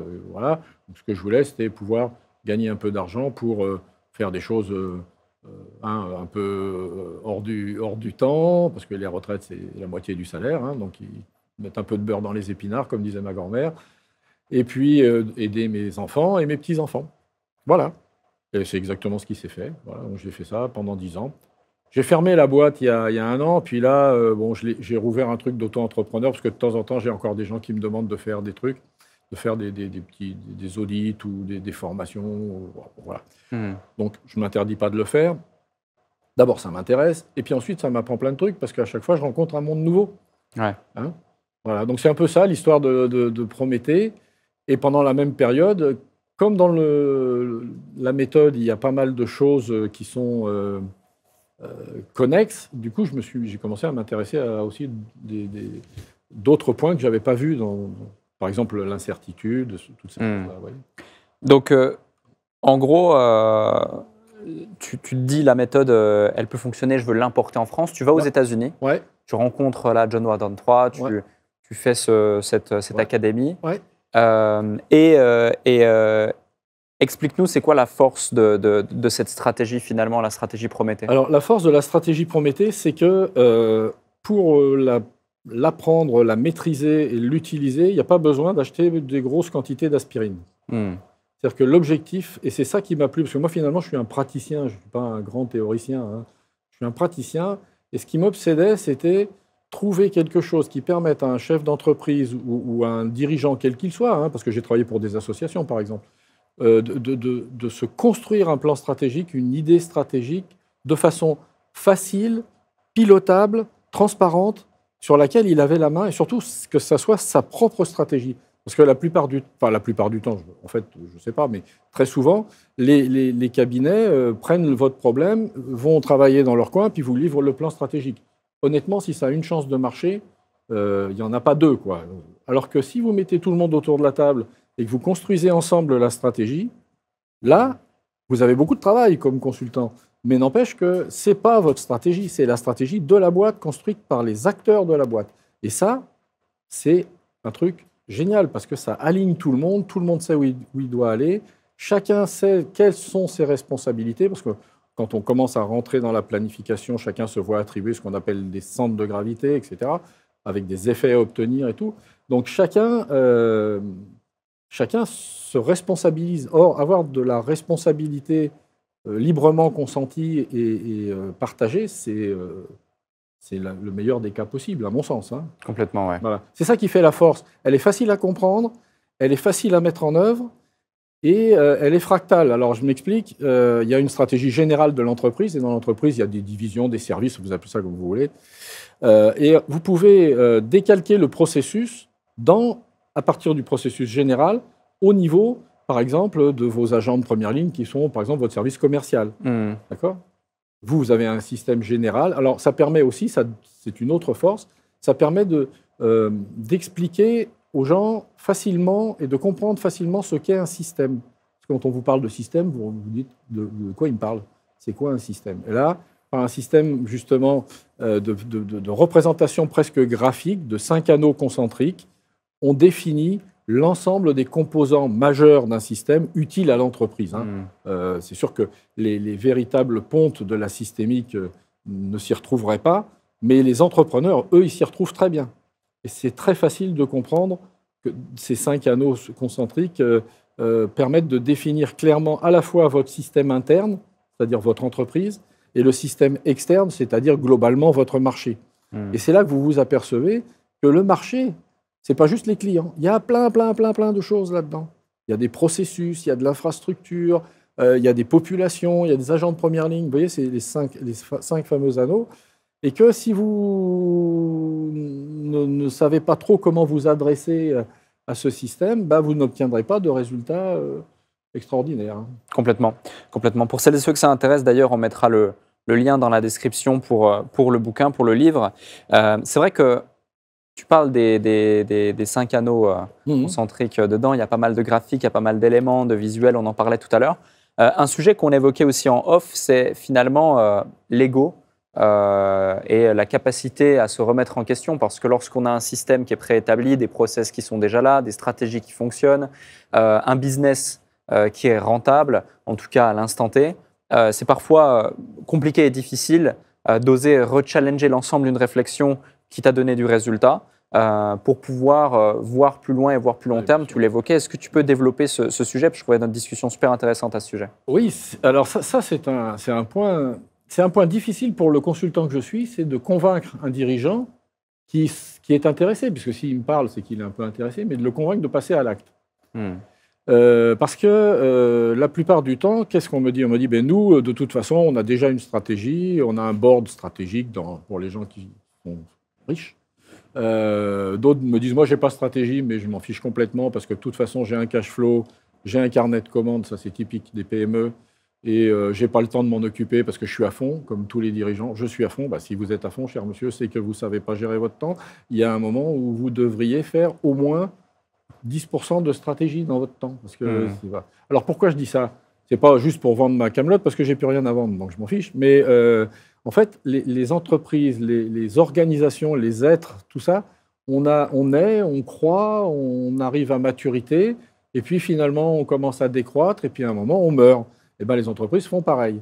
Avec un point très particulier qui se déroule sous nos yeux et qu'il ne faut pas oublier, c'est que le cycle de vie des produits devient de plus en plus court. Donc la fameuse vie et mort des produits, elle peut entraîner la vie et la mort de l'entreprise, surtout si on n'a pas la prudence d'avoir plusieurs produits, ce qui arrive quand même assez fréquemment. Mine de rien, sur les petites entreprises, les gens ont un seul produit, voire 2, mais voilà, si plus personne n'en veut sur le marché, ils font comment? Donc voilà, ça c'est par exemple une bonne raison de faire une stratégie. Comment on se rend compte de ça? Qu'est-ce qu'on fait si ça se produit, etc. etc. Donc c'est ça la fameuse chose qu'il faut avoir en tête, c'est qu'un dirigeant, son boulot, c'est la stratégie. Point. Donc, il fait plein d'autres choses, évidemment. Mais pour faire ce plein d'autres choses, s'il est bien organisé, il a des adjoints qui sont en charge de ça. Il a des DRH, il a des gens qui s'occupent des opérations. Enfin bref, on peut faire ce qu'on veut, je veux dire, mais on n'a pas besoin d'être super compétent en juridique quand on est un dirigeant, dès lors qu'on a quelqu'un qui s'occupe du juridique et qui fait ça très bien. Donc voilà. Et il faut sortir de la tête de ceux qui dirigent et qui croient qu'ils sont bons parce qu'ils sont sans arrêt sur le pont à s'occuper de tout, que ça, c'est la bonne méthode. La bonne méthode, c'est justement qu'à un moment, ils aient le temps, ils se trouvent le temps de faire ça. Ils se trouvent bien le temps d'aller faire un tennis ou un golf ou je ne sais quoi. Hein? Bah, quand même, ils vivent, ces gens-là. Enfin, tout le monde vit. Donc, il y a quand même un moment où, quand on dirige, ça doit être presque dans l'agenda. Il doit y avoir des activités stratégiques si on veut durer, parce que sinon, qu'est-ce qui se passe? Pendant un certain temps, ça marche bien. Et c'est là qu'on me dit, ben non, j'ai pas besoin de tes services. Ça marche super bien, le produit démarre, machin. À un moment, le marché arrive un peu à saturation, à maturité, enfin, plus ça comme on veut. Ça commence à devenir un point d'inflexion. Il commence à y avoir de la concurrence, il commence à y avoir des avis négatifs, il commence à y avoir des trucs. Et puis ça commence à descendre. Et là, on rentre dans un cycle infernal. Je suis plus compétitif, je diminue les prix, donc je diminue ma profitabilité, donc machin, mes bilans sont de moins en moins bons, machin. Et puis bim, puis à un moment, cessation de paiement, et je ferme la boîte. Ça, c'est si on n'a pas de stratégie. Et les gens, en général, Quand je les rencontre, évidemment, puisqu'ils sont en activité, ils sont dans la phase ascendante ou la phase où ça commence à faire un petit plateau. Donc, ils ne voient pas l'intérêt du truc. Sauf que sans être devin, et c'est de très loin, c'est pas du tout ma façon d'être, je peux leur promettre que, bim, ça va finir par descendre. Et maintenant, j'ai un avantage supplémentaire quand je veux convaincre, je leur dis Covid. Parce qu'avant, je leur parlais de signes noirs, enfin, toutes ces théories, voilà. Et ils rigolaient, hein. Ils disaient, mais qu'est-ce qu'il raconte? C'est un théoricien. Mais en fait, non. Le Covid, c'est le meilleur des signes noirs, et pour moi, c'est le meilleur exemple. Vous êtes en train de vous développer, tout va bien, et là, bim, plus personne ne bouge, tout le monde à la maison, machin. Faites quoi? Donc ça nous amène à la partie gestion et maîtrise du risque pour les entreprises. Ça se fait dans un plan stratégique. Bien sûr que dans un plan stratégique, on ne va pas oublier ça. On va à la fois caractériser le risque, sa probabilité d'occurrence, sa gravité, son moment d'occurrence. Donc on va relativement dans le détail. Mais ce détail-là, on l'obtient par le terrain. Ce sont les gens qui sont sur le terrain, qui voient tous les jours le marché, comment ça fonctionne, qu'est-ce qui se passe, les clients et tout ça. C'est eux qui font remonter ça. Bien sûr qu'il y a aussi la culture générale du dirigeant et de ses cadres intermédiaires, etc. Tout ça mis bout à bout, si vous ne le partagez pas, chacun pense un truc dans son coin. Donc encore une fois, c'est le partage et la mise en commun dans la fabrication de la stratégie qui fait qu'on peut éviter de mourir. Du moins, si on meurt, on le fait de façon pilotée. Complètement. J'ai pas mal de questions à l'égard de cette stratégie. Un des premiers points, c'est que finalement, c'est une stratégie militaire à la base, et qui a été également... Civilianisée, oui. Exactement. Est-ce qu'il y a d'autres choses dans le monde militaire, on va dire, que l'on peut appliquer à l'entreprise? Je te donne un exemple concret. À un moment donné, donc moi j'ai fait mon service militaire en Suisse, et à un moment donné, j'ai été affecté à l'état-major pour gérer 2-3 choses là-bas. Et je me suis souvenu de quelque chose que j'ai adoré, c'est la façon dont étaient gérées les réunions là-bas. Très militaire, très cadré, toutes les personnes, voilà, il y a un objectif, il y a un ordre du jour et autres. Et lorsque on devait mettre en place des meetings hebdomadaires dans mon entreprise, on ne savait pas trop comment faire. Et je me suis dit, bêtement, je vais répliquer ce même schéma, je vais voir comment l'améliorer, etc. Est-ce qu'il y a d'autres choses, outre la stratégie Prométhée, outre l'exemple que je viens de prendre, qui peuvent être parfaitement réplicables ou en tout cas dont on peut s'inspirer pour améliorer notre gestion d'entreprise? Alors, il y a plein de choses. Il y a plein de choses. C'est d'ailleurs bien pour ça que ceux avec qui j'ai pu travailler ont eu l'air d'être plutôt contents parce qu'on arrive à importer des choses. Alors, la chose que je trouve la plus importante, mais c'est un peu une tarte à la crème, c'est la formation. La formation ne doit pas passer à la trappe et ne doit pas être juste une croix dans la case. On forme des gens pour qu'ils soient aptes à mieux atteindre l'objectif stratégique qu'on s'est fixé. C'est-à-dire, c'est toujours pareil. J'ai le sentiment parfois qu'il y a des formations qui servent absolument à rien, qui sont faites parce que, bon, voilà, il faut mettre une croix, on a fait de la formation. Ben non, quitte à former quelqu'un, cette formation doit apporter quelque chose à la poursuite et à l'obtention de l'objectif stratégique. Ça, c'est très important de former les gens et d'avoir un plan de formation et que ce plan de formation soit challengeable et bien sûr modifiable à merci. Qu'est-ce qu'on peut importer d'autre? La gestion des agendas, des réunions, ça c'est clairement voilà. J'allais dire aussi un certain savoir-être. Alors, je crois beaucoup à ça.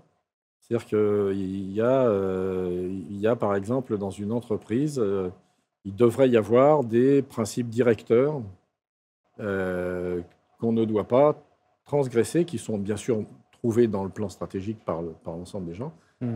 Mais si vous êtes en désaccord avec un de ces principes directeurs qui gèrent la boîte, eh bien, vous partez. Finalement, la culture et les valeurs de l'entreprise. C'est ça, la culture, les valeurs, voilà. On peut dire ça comme ça. Mais ça doit être formalisé et accepté par tous. Pas juste un résultat du jus de cerveau du patron ou de ses principaux adjoints. Parce qu'il y a des choses qu'on peut avoir envie de faire, mais qui ne sont pas réalisables en raison, par exemple, de ce qu'on fait. Des choses qu'on ne peut peut-être pas faire, alors j'en sais rien, mais il y a tellement de cas particuliers. Complètement. Mais voilà, en général, les gens ont un savoir-faire. Et ce qui manque souvent, ou ce qui n'est pas adapté, ce n'est pas ce qui manque, parce que ce n'est pas vrai, mais c'est le savoir-être. C'est-à-dire comment est-ce que je me comporte quand j'agis et je parle au nom de mon entreprise. quelles sont les valeurs que je porte, quelles sont les valeurs de mon entreprise, comment est-ce que socialement mon entreprise s'inscrit, voilà, quelle est ma façon de traiter les clients. Il y a 1000 façons de traiter les clients, hein. Alors là, on trouve de tout, hein. Voilà, comment je gère les incidents. Qu'est-ce que je fais, comment je réagis, etc. Tout ça, c'est des choses dans les armées, quand on fait un plan, on fait toujours, du moins aérien, il y a tout un tas de choses qu'on appelle les what if. Qu'est-ce que je fais si je vais à tel endroit, machin, la météo n'est pas bonne, qu'est-ce que je fais? Je vais à tel endroit, il ne devait pas y avoir de système solaire, il y en a, je fais quoi? Voilà, je vais sur le tanker pour prendre du carburant, j'y arrive pas, qu'est-ce que je fais de mes bombes? Voilà, ou est-ce que un jour, on a fait une traversée de l'Atlantique Sud entre Dakar et Recife pour aller à Red Flag, donc à Nellis, à côté de Las Vegas, en partant d'Istres. Et la traversée, avec un avion monoréacteur qui n'a pas assez de carburant pour faire la traversée, c'est un peu touchy, quoi. Qu'est-ce que je fais si je ravitaille pas, s'il y a plus de vent que ce que j'ai prévu? Alors bon, voilà, ça se prépare. C'est ce que quand vous avez montré la photo tout à l'heure, on est dans l'avion en train de parler de ça, justement. Voilà, donc il y a tout cet aspect préparation. C'est-à-dire je crois que ça s'importe quand même. Il ne faut pas croire qu'on part comme ça avec un avion de combat ou avec un tank ou avec n'importe quoi, en disant oh, allez, hop, on y va, c'est par là et c'est bon. Non, non, tout est préparé, prévu, et pesé, etc. Alors ça ne se passe jamais tout à fait comme ça, mais n'empêche que si vous ne le prévoyez pas, vous n'avez aucune défense s'il se passe quelque chose. Complètement.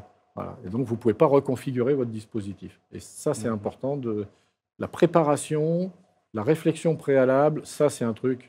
Alors, je ne dis pas que ça ne se fait pas dans les entreprises, je serais un vrai crétin de dire ça, mais ce n'est pas forcément généralisé, hein. On sent qu'il y a quand même des gens, surtout dans les structures plus petites, il y a quand même des gens qui sont sans arrêt en train de courir partout parce qu'ils veulent faire du cash, parce que voilà, ils ont des concurrents, etc. Les grosses boîtes, ce n'est pas tout à fait pareil. Les grosses boîtes, en général, savent recruter des gens de valeur, et quand il y a des gens de valeur et un management de qualité, ce qui est souvent le cas, ce type de choses peut arriver, mais c'est plus rare. C'est quand même un peu plus rare. C'est plus maîtrisé souvent. Et le fameux concept de qu'est-ce que je fais si, ça me parle et ça me rappelle un souvenir. J'avais cette discussion avec Fabio, justement, Fabio Coupas, qui a fait cette rencontre notamment, que tu connais assez bien. Je connais bien, oui. Alors, je ne sais plus si j'avais cette discussion avec lui dans le cadre du podcast qu'on a fait ensemble ou en off, mais il y avait quelque chose qui m'avait fasciné et titillé ma curiosité, qui, je pense, va intéresser beaucoup de gens qui nous écoutent. C'est qu'il me disait, voilà, on a mis en place la stratégie Prométhée, on a réuni tous nos collaborateurs pendant 1, 2 jours ou 3 jours, 11 jours, ah oui, dans une salle. On a mis des post-it partout, on a tout anticipé, on a pensé à tout. Toutes les hypothèses sont écrites. Tout ce qui pourrait se passer potentiel est écrit. Et tout ce à quoi on devrait faire face potentiellement et les actions qu'on devrait mettre en place en face de chaque hypothèse est écrit également. Donc moi, je l'ai écouté et attentivement. Et puis, la première des choses que je me suis dit, c'est est-ce que réellement on va aussi loin dans la réflexion et je n'ai pas envie de dire à quoi ça sert, parce que c'est du bon sens que c'est utile et que ça sert, mais est-ce que vraiment on va aussi loin dans la chose, parce que la plupart des gens qui justement nous écoutent, je pense que beaucoup d'entrepreneurs, de jeunes entrepreneurs, de TPE, PME, de petites entreprises, déjà ils ont de la peine à savoir établir clairement et concrètement leurs objectifs, appliquer ne serait-ce que concrètement et correctement les OKR, pour ne citer que ça en termes de méthodologie d'objectifs, et puis s'y tenir. Donc, imaginez que 10, 15, 20 collaborateurs se retrouvent dans une pièce pendant 11 jours non-stop à faire toutes les hypothèses possibles sur un tableau, mettre des post-it. Est-ce que ça va aussi loin que ça? Oui, ça va aussi loin que ça. Alors Fabio l'a dit à sa manière. En fait, ce qui prend du temps, c'est que quand on définit les systèmes, à l'intérieur de ces systèmes, il y a des entités spécifiques qu'on appelle des centres de gravité. Ces centres de gravité sont des éléments de système qui ont une influence sur l'ensemble du système si on les fait changer. Par exemple, il y a un anneau qui s'appelle l'anneau des processus. Si vous si vous faites en sorte que le processus, par exemple, de recrutement permette à la boîte d'obtenir un prix Nobel, je dis n'importe quoi, hein, un prix Nobel dans le domaine dans lequel vous allez travailler, vous faites de l'IA ou je ne sais quoi, voilà. Bon, bah, il faut dire quand vous le voulez, combien vous allez le payer, qui en est responsable, combien de temps ça va durer, etc. Ça prend du temps. C'est ce qu'on fait à la fin. Alors, ce qui est assez amusant, c'est quand on fait une planification complète, les gens au début, ils disent « Ah ouais, mais on ne sait pas encore comment », parce que moi, j'arrête pas de leur dire, ce n'est pas le comment qui nous intéresse. Ce qui nous intéresse, c'est le où. Où est-ce que vous voulez en être à un moment donné du futur et comment vous caractérisez ce point. Quelles sont les variables? Alors, on les a dans la méthode, il y en a 12, voilà, qui vous permettent de caractériser ce moment. Et à partir du moment où vous avez ça, vous pouvez rétro-planifier jusqu'à aujourd'hui en différentes phases, etc., pour savoir comment vous allez faire changer les systèmes, puisque le système interne de votre boîte et le système externe de votre boîte, au moment où vous réalisez votre objectif, n'est absolument pas le même aujourd'hui. Par exemple, pour le marché, vous êtes avec un nouveau produit. Quand vous êtes à votre objectif, que vous êtes dominant sur le marché, admettons que ce soit ça votre objectif, aujourd'hui, le marché ne vous connaît pas, donc il faut bien faire quelque chose entre les deux. Ouais. Donc c'est ça qu'on mesure. Donc on prend des centres de gravité, c'est-à-dire des points de levier, si vous voulez. Quand vous mettez 100 € là-dedans, ça vous en rend 1000. Bon, voilà. Donc on prend ces centres de gravité et on dit ce que ces centres de gravité doivent faire au système à un moment donné. Et ça prend du temps de l'écrire et qui en est responsable, etc. Mais si vous faites ça, ça ne vous met pas à l'abri des surprises, parce que les signes noirs, les Covid, les machins vont toujours surgir. Mais par contre, vous avez déjà pensé à ce que vous êtes susceptible de faire si ça se produit. Vous ne savez pas ce qui va se passer. Si votre hangar ou votre studio brûle, je ne vous souhaite évidemment pas, bah vous faites quoi?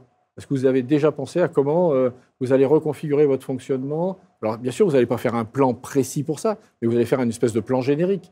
Soit vous fermez la boîte, bon, dans ce cas-là, il y a des choses à faire, soit vous vous relocalisez ailleurs, dans ce cas-là, il faut avoir une idée en tête, avoir un petit peu discuté, soit vous allez changer de business parce que c'est le moment ou jamais, enfin, j'en sais rien, mais voilà. Ça, c'est ça, ce à quoi on se plie quand on fait cet exercice. C'est pour ça que ça prend un peu de temps. Ça aussi, ça effraie les gens. Alors, avec Fabio, ça a été long, hein. En moyenne, c'est plutôt 8 journées. Mais ça a été long compte tenu de son travail. Du travail, puisque les gens, ils travaillent toute la semaine, quoi. Ils savaient que le dimanche. Donc, il a réussi, c'est dire le type de manager que c'est, quand même, hein, à les faire venir le dimanche. C'est quand même pas mal, hein. Voilà. Et bon, moi, ça ne me gênait pas. Je lui ai dit, moi, si vous voulez que je vienne le dimanche, je viens le dimanche. Mais franchement, je vous conseillerais plutôt un jour de la semaine. Il va dire, non, je ne peux pas. C'est son problème, c'est lui le manager. Ce n'est pas parce qu'on est consultant qu'on prend les rênes de l'entreprise, hein. Voilà. Donc, oui, ça peut prendre du temps, mais plus on est de fous, plus on rit. C'est-à-dire que plus il y a de monde qui participe à la planification, plus vous le faites vite. J'ai eu l'occasion de travailler avec des ingénieurs aéros sur un projet aéronautique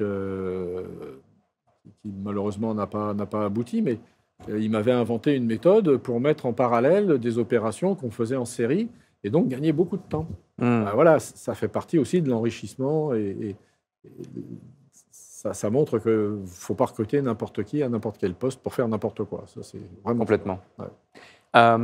Tu parlais des 5 anneaux. Ouais. Tu en as évoqué un, le processus. Ouais. Les 4 autres, c'est quoi? L'anneau principal, c'est le centre, c'est l'anneau du management, c'est le chef de l'entreprise, mais ce n'est pas que le chef de l'entreprise, ce sont aussi, par exemple, les grands leaders syndicaux dans les boîtes, hein, ils ont quelque chose, les actionnaires, etc. Donc, le centre du truc, le conseil d'administration, etc. Après, on a le deuxième anneau, donc c'est l'anneau des processus, financement, enfin il y a tous les processus d'une boîte, voilà, les RH, tous ces processus qu'on a dans une boîte, quoi. Là, en général, on en a trop, hein. Ensuite, il y a l'infrastructure, donc tout ce qui tourne autour, bien sûr, du bâti, mais pas que, tout ce qui tourne autour des réseaux également, et tout ce qui est aussi caractérisé par les règlements, les lois, les décrets, etc., qui font partie de l'infrastructure dans laquelle on évolue, hein, voilà. Donc tout ça, c'est le troisième anneau. Le quatrième anneau, ce sont les populations. Donc en gros, les groupes sociaux qui composent cet anneau du système. Hein, par exemple, pour, je sais pas, moi, pour les commerciaux, ça sera la ménagère de, je sais pas quoi, 40 ans, je dis n'importe quoi, ou les possesseurs de Ford Mustang, voilà. Ça, c'est un groupe social, mais on n'a pas l'annuaire de ces gens-là. Et puis, enfin, il y a les agents de première ligne. Typiquement, dans une armée, c'est les soldats sur le terrain qui se battent. C'est les commerciaux qui vont vendre des choses. Et donc, tout ça, on peut le caractériser de façon très fine et à l'intérieur de chacun de ces anneaux, trouver des centres de gravité qui ne sont pas du tout génériques. C'est des centres de gravité qui sont propres à votre activité, à votre marché, au temps pendant lequel ça se passe, parce que la stratégie, c'est une affaire de temps. Hein. Le temps est absolument fondamental. Complètement. Cette stratégie, est-ce qu'elle s'applique à quasiment toutes les entreprises, tous les entrepreneurs, Ouais. ou elle s'applique qu'à des grands groupes parce que... Non, elle s'applique à tout le monde. Elle s'applique même individuellement. D'accord. Je peux te dire, par exemple, mes filles qui sont des êtres humains comme les autres, vivent, voilà, ou moi, pour des décisions personnelles, j'utilise pas toute la méthode évidemment, mais des parties de la méthode qui permettent de voir les choses mieux, prendre du recul. Quand tu sais caractériser un système, il se passe un truc nouveau.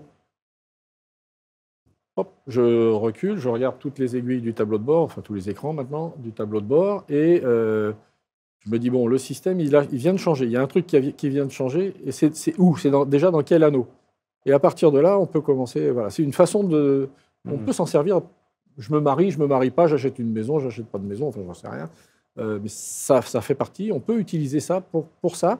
Et on peut également l'utiliser, bien sûr, pour des grands groupes. Aux États-Unis, il y a des fournisseurs de Coca-Cola, il y a.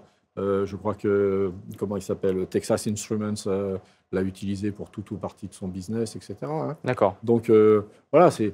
En fait, ce qui va faire la différence, ça va être l'épaisseur du plan, le nombre de centres de gravité qu'on va traiter, les délais qu'on va mettre dedans, parce que les grands groupes ont souvent des stratégies avec des délais beaucoup plus longs, voilà, mais ils n'ont pas les mêmes moyens financiers, par exemple.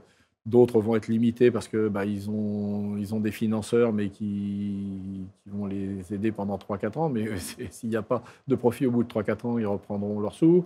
Enfin voilà, il n'y a pas de règle générale, mais il y a une méthode générale de réflexion qui permet de caractériser les choses sans se tromper, en n'oubliant rien d'important. On peut oublier des trucs, ça c'est sûr, mais on n'oublie rien d'important. L'avantage de ce truc, c'est que c'est vraiment pratique. C'est fait pour un type qui n'a pas beaucoup de temps, parce que c'est vrai que les dirigeants n'ont pas beaucoup de temps, qui n'a pas beaucoup de temps, mais qui a le désir réel de faire avancer les choses et de faire une espèce de remise en question avant qu'il soit trop tard. Comme une sorte de checklist, voilà, en fait. C'est une espèce de checklist.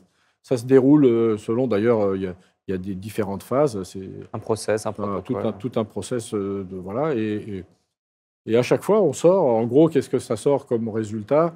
Ça va sortir un plan stratégique qui va faire une petite centaine de pages. Qui est quand même important. Mais qui n'oublie pas grand-chose. Et puis après, on a des plans d'action stratégiques où là, on a centre de gravité par centre de gravité. Quel état du système va être induit par l'action du centre de gravité? Qui est responsable de ça? Dans quel délai? Combien ça coûte? Etc. etc. D'accord. Et voilà. Donc après, on organise les... Alors, là, je rentre un peu dans le détail, mais on organise les différents centres de gravité en différentes campagnes. Parce qu'on peut avoir, par exemple, des campagnes de financement, des campagnes de recrutement, de formation, de je ne sais quoi, marketing, tout ce qu'on veut. Et donc, tous les centres de gravité afférents à ces différents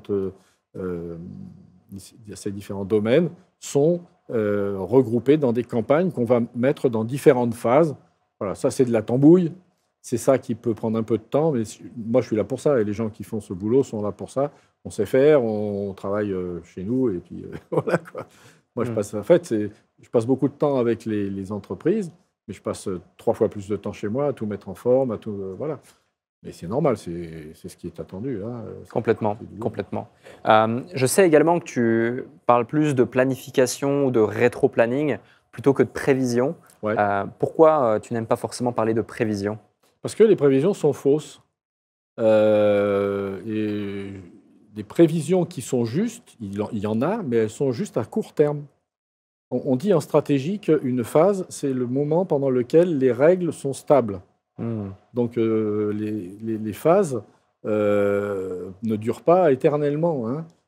Et il y a toujours ce problème des tendances à long terme et des tendances à court terme. On va rentrer dans le détail qui va barber des gens sans doute, mais on ne peut pas juger du prix du pétrole dans 5 ans en lui appliquant la pente de croissance qu'il a depuis les 3 derniers mois.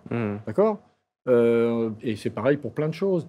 Donc, faire des prévisions, c'est beaucoup mieux que de faire des prédictions, ça c'est clair.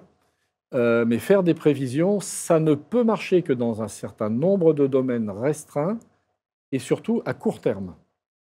Dès qu'on commence à attaquer le moyen terme, voilà, on n'est jamais sûr de comment va se comporter un marché.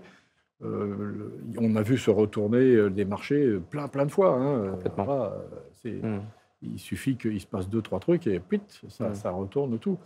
Donc non, les prévisions, moi je ne suis pas pour. C'est pour ça que je préfère l'objectif qu'on met au loin, qu'on a clairement défini, hein, c'est tout sauf une fantaisie de l'esprit.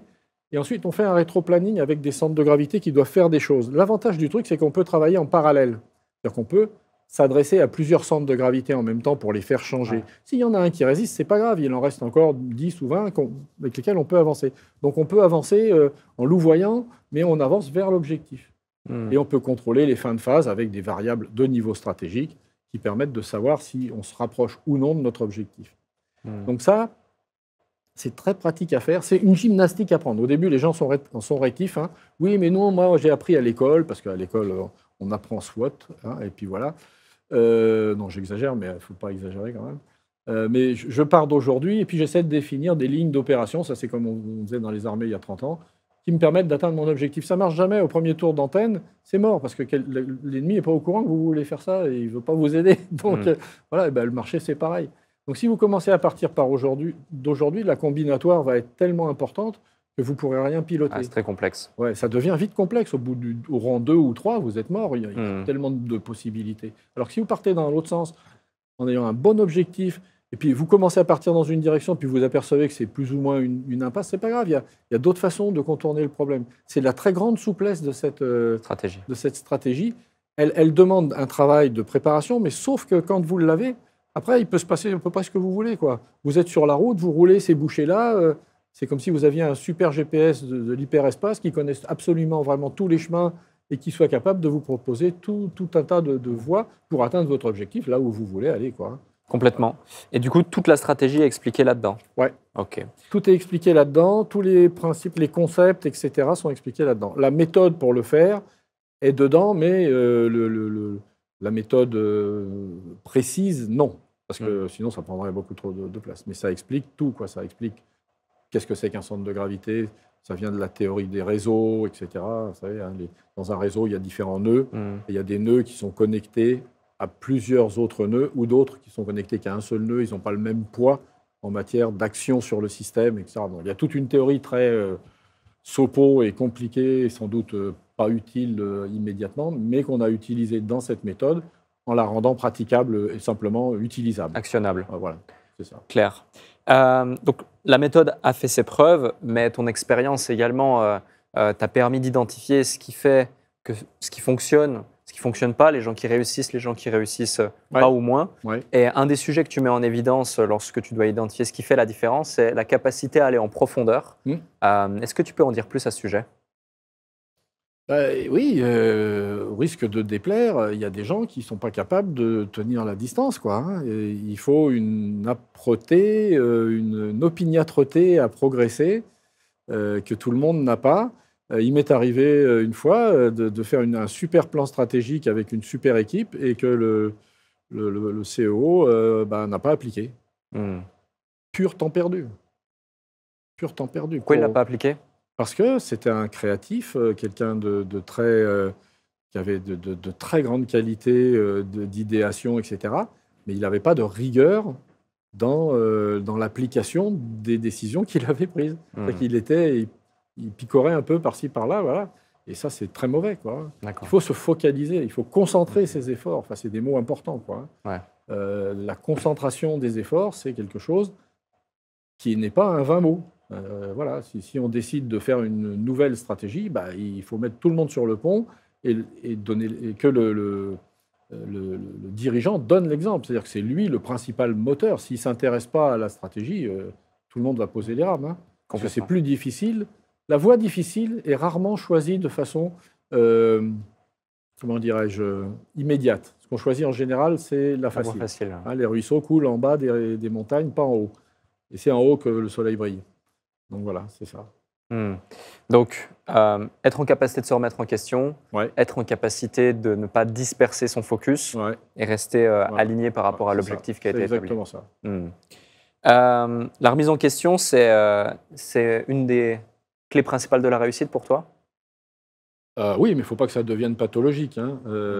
Oui, il faut toujours avoir un petit doute, ne serait-ce que pour le lever.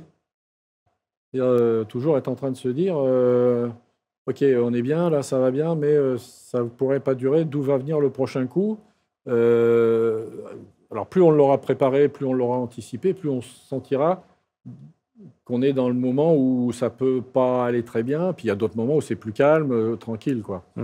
Mais oui, c'est ça. Est-ce que tu peux aussi nous expliquer la différence entre pensée tactique et pensée stratégique? Ah oui, et en plus, super bonne question. Je vous remercie de me l'avoir posée. Non, en fait, souvent, les gens confondent les deux. Mais c'est de la faute des jeux vidéo, ça.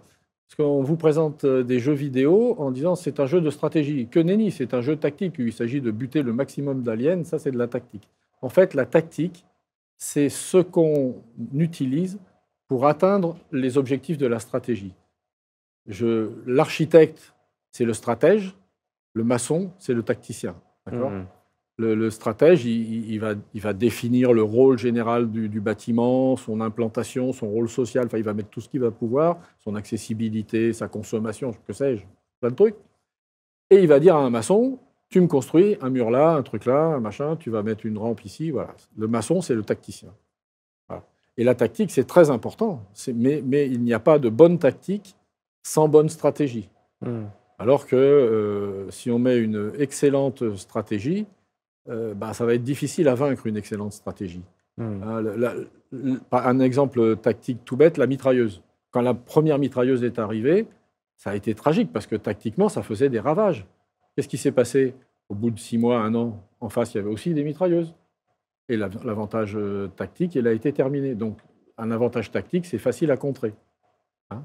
Alors qu'un avantage stratégique, par exemple, quand on regarde en ce moment la guerre russo-ukrainienne, la Russie a un avantage stratégique important qui est sa profondeur, sa ressource en hommes, etc., face à un pays qui est petit, qui n'a pas cette profondeur. Ça, c'est un avantage stratégique et on n'y peut rien changer.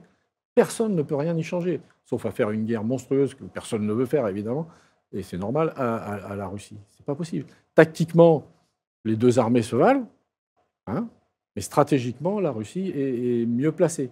Alors, face à l'Ukraine seule. Maintenant, l'Ukraine, avec derrière tous les pays occidentaux et les pays de l'OTAN, c'est une autre affaire. Donc on voit qu'il y a une question de périmètre aussi dans ces histoires-là. Complètement. Voilà. Également, il y a un autre point avec ces enjeux tactiques et stratégiques, c'est que les gens, comment dirais-je, les confondent. Finalement, dit autrement, la stratégie, ce serait l'objectif et la tactique, ce serait les KR. Les key results qu'on mettrait en place pour pouvoir atteindre l'objectif. Oui, alors attention, méfions-nous quand même. C'est pas faux, mais c'est pas entièrement juste. D'accord. Ce qui est juste, c'est qu'effectivement, la stratégie, c'est l'objectif stratégique. Mais attention, on n'obtient que ce qu'on mesure. Exemple, guerre du Vietnam, le Pentagone promulguait toutes les semaines le nombre de bombes larguées sur le Nord-Vietnam, le nombre de tonnes de bombes. C'était un résultat tactique. Mais ce résultat ne renseignait personne sur le fait que les États-Unis étaient en train ou non de s'approcher d'un objectif stratégique qui n'avait pas d'ailleurs certainement très clairement écrit, mais qui aurait pu être d'annihiler le Nord-Vietnam. Par contre, le Nord-Vietnam, à l'envers, lui, avait de mauvais résultats tactiques, parce que franchement, mais par contre, ils avaient des résultats stratégiques énormes, puisque ce qui les intéressait, c'était de découpler la population américaine de son gouvernement et par la population de faire pression sur le gouvernement des États-Unis pour qu'il arrête la guerre au Vietnam. C'est ce qui s'est passé.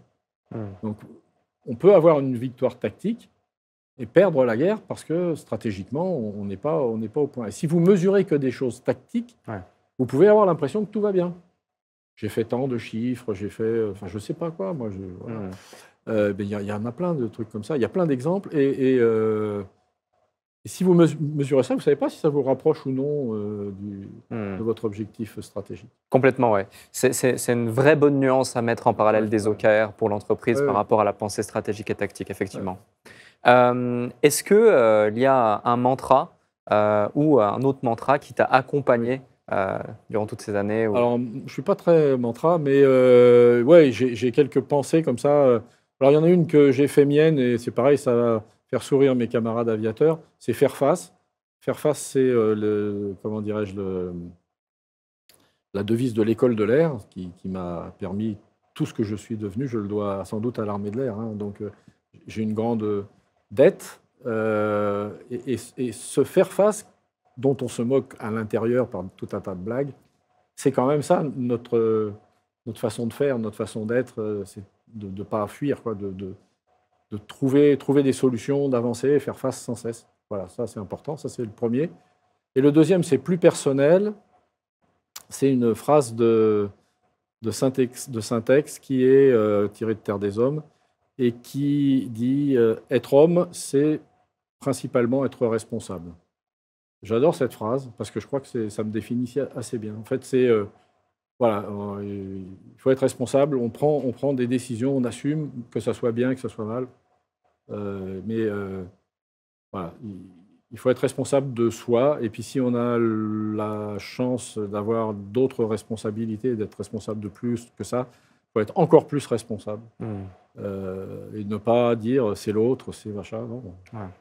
Je suis en responsabilité, donc je suis responsable. Voilà. Assumer, tenir ses engagements. Ouais, assumer. Des fois, c'est pas facile. Hein. Complètement. Merci Marc pour cet échange. Merci beaucoup. C'était riche, très riche. Pour toute la valeur qui a été délivrée, pour tout ça.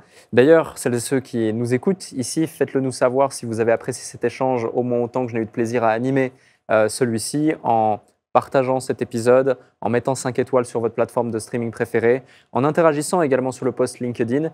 On mettra aussi le lien du livre La stratégie Prométhée directement en description de cet épisode. Et Marc, j'ai une dernière question pour toi que je pose à chacun de nos invités. Ah bon ? Est-ce que tu pourrais, s'il te plaît, nous partager le déclic qui a fait toute la différence, qui a créé littéralement même peut-être une transformation, je dirais, identitaire chez toi, que tu n'as pas partagé dans cet épisode encore, que peut-être tu n'as jamais partagé dans aucune interview, je ne sais pas. Ça peut être une simple phrase, une situation, une citation, une anecdote, quelque chose de positif, moins positif. Tu as carte blanche pour le mot de la fin. Et justement, c'est le... Non, ce qui a fait le déclic, je crois, dans ma vie, c'est il y a très longtemps, quand j'étais un tout petit gamin, c'est mon grand-père. Merci Marc.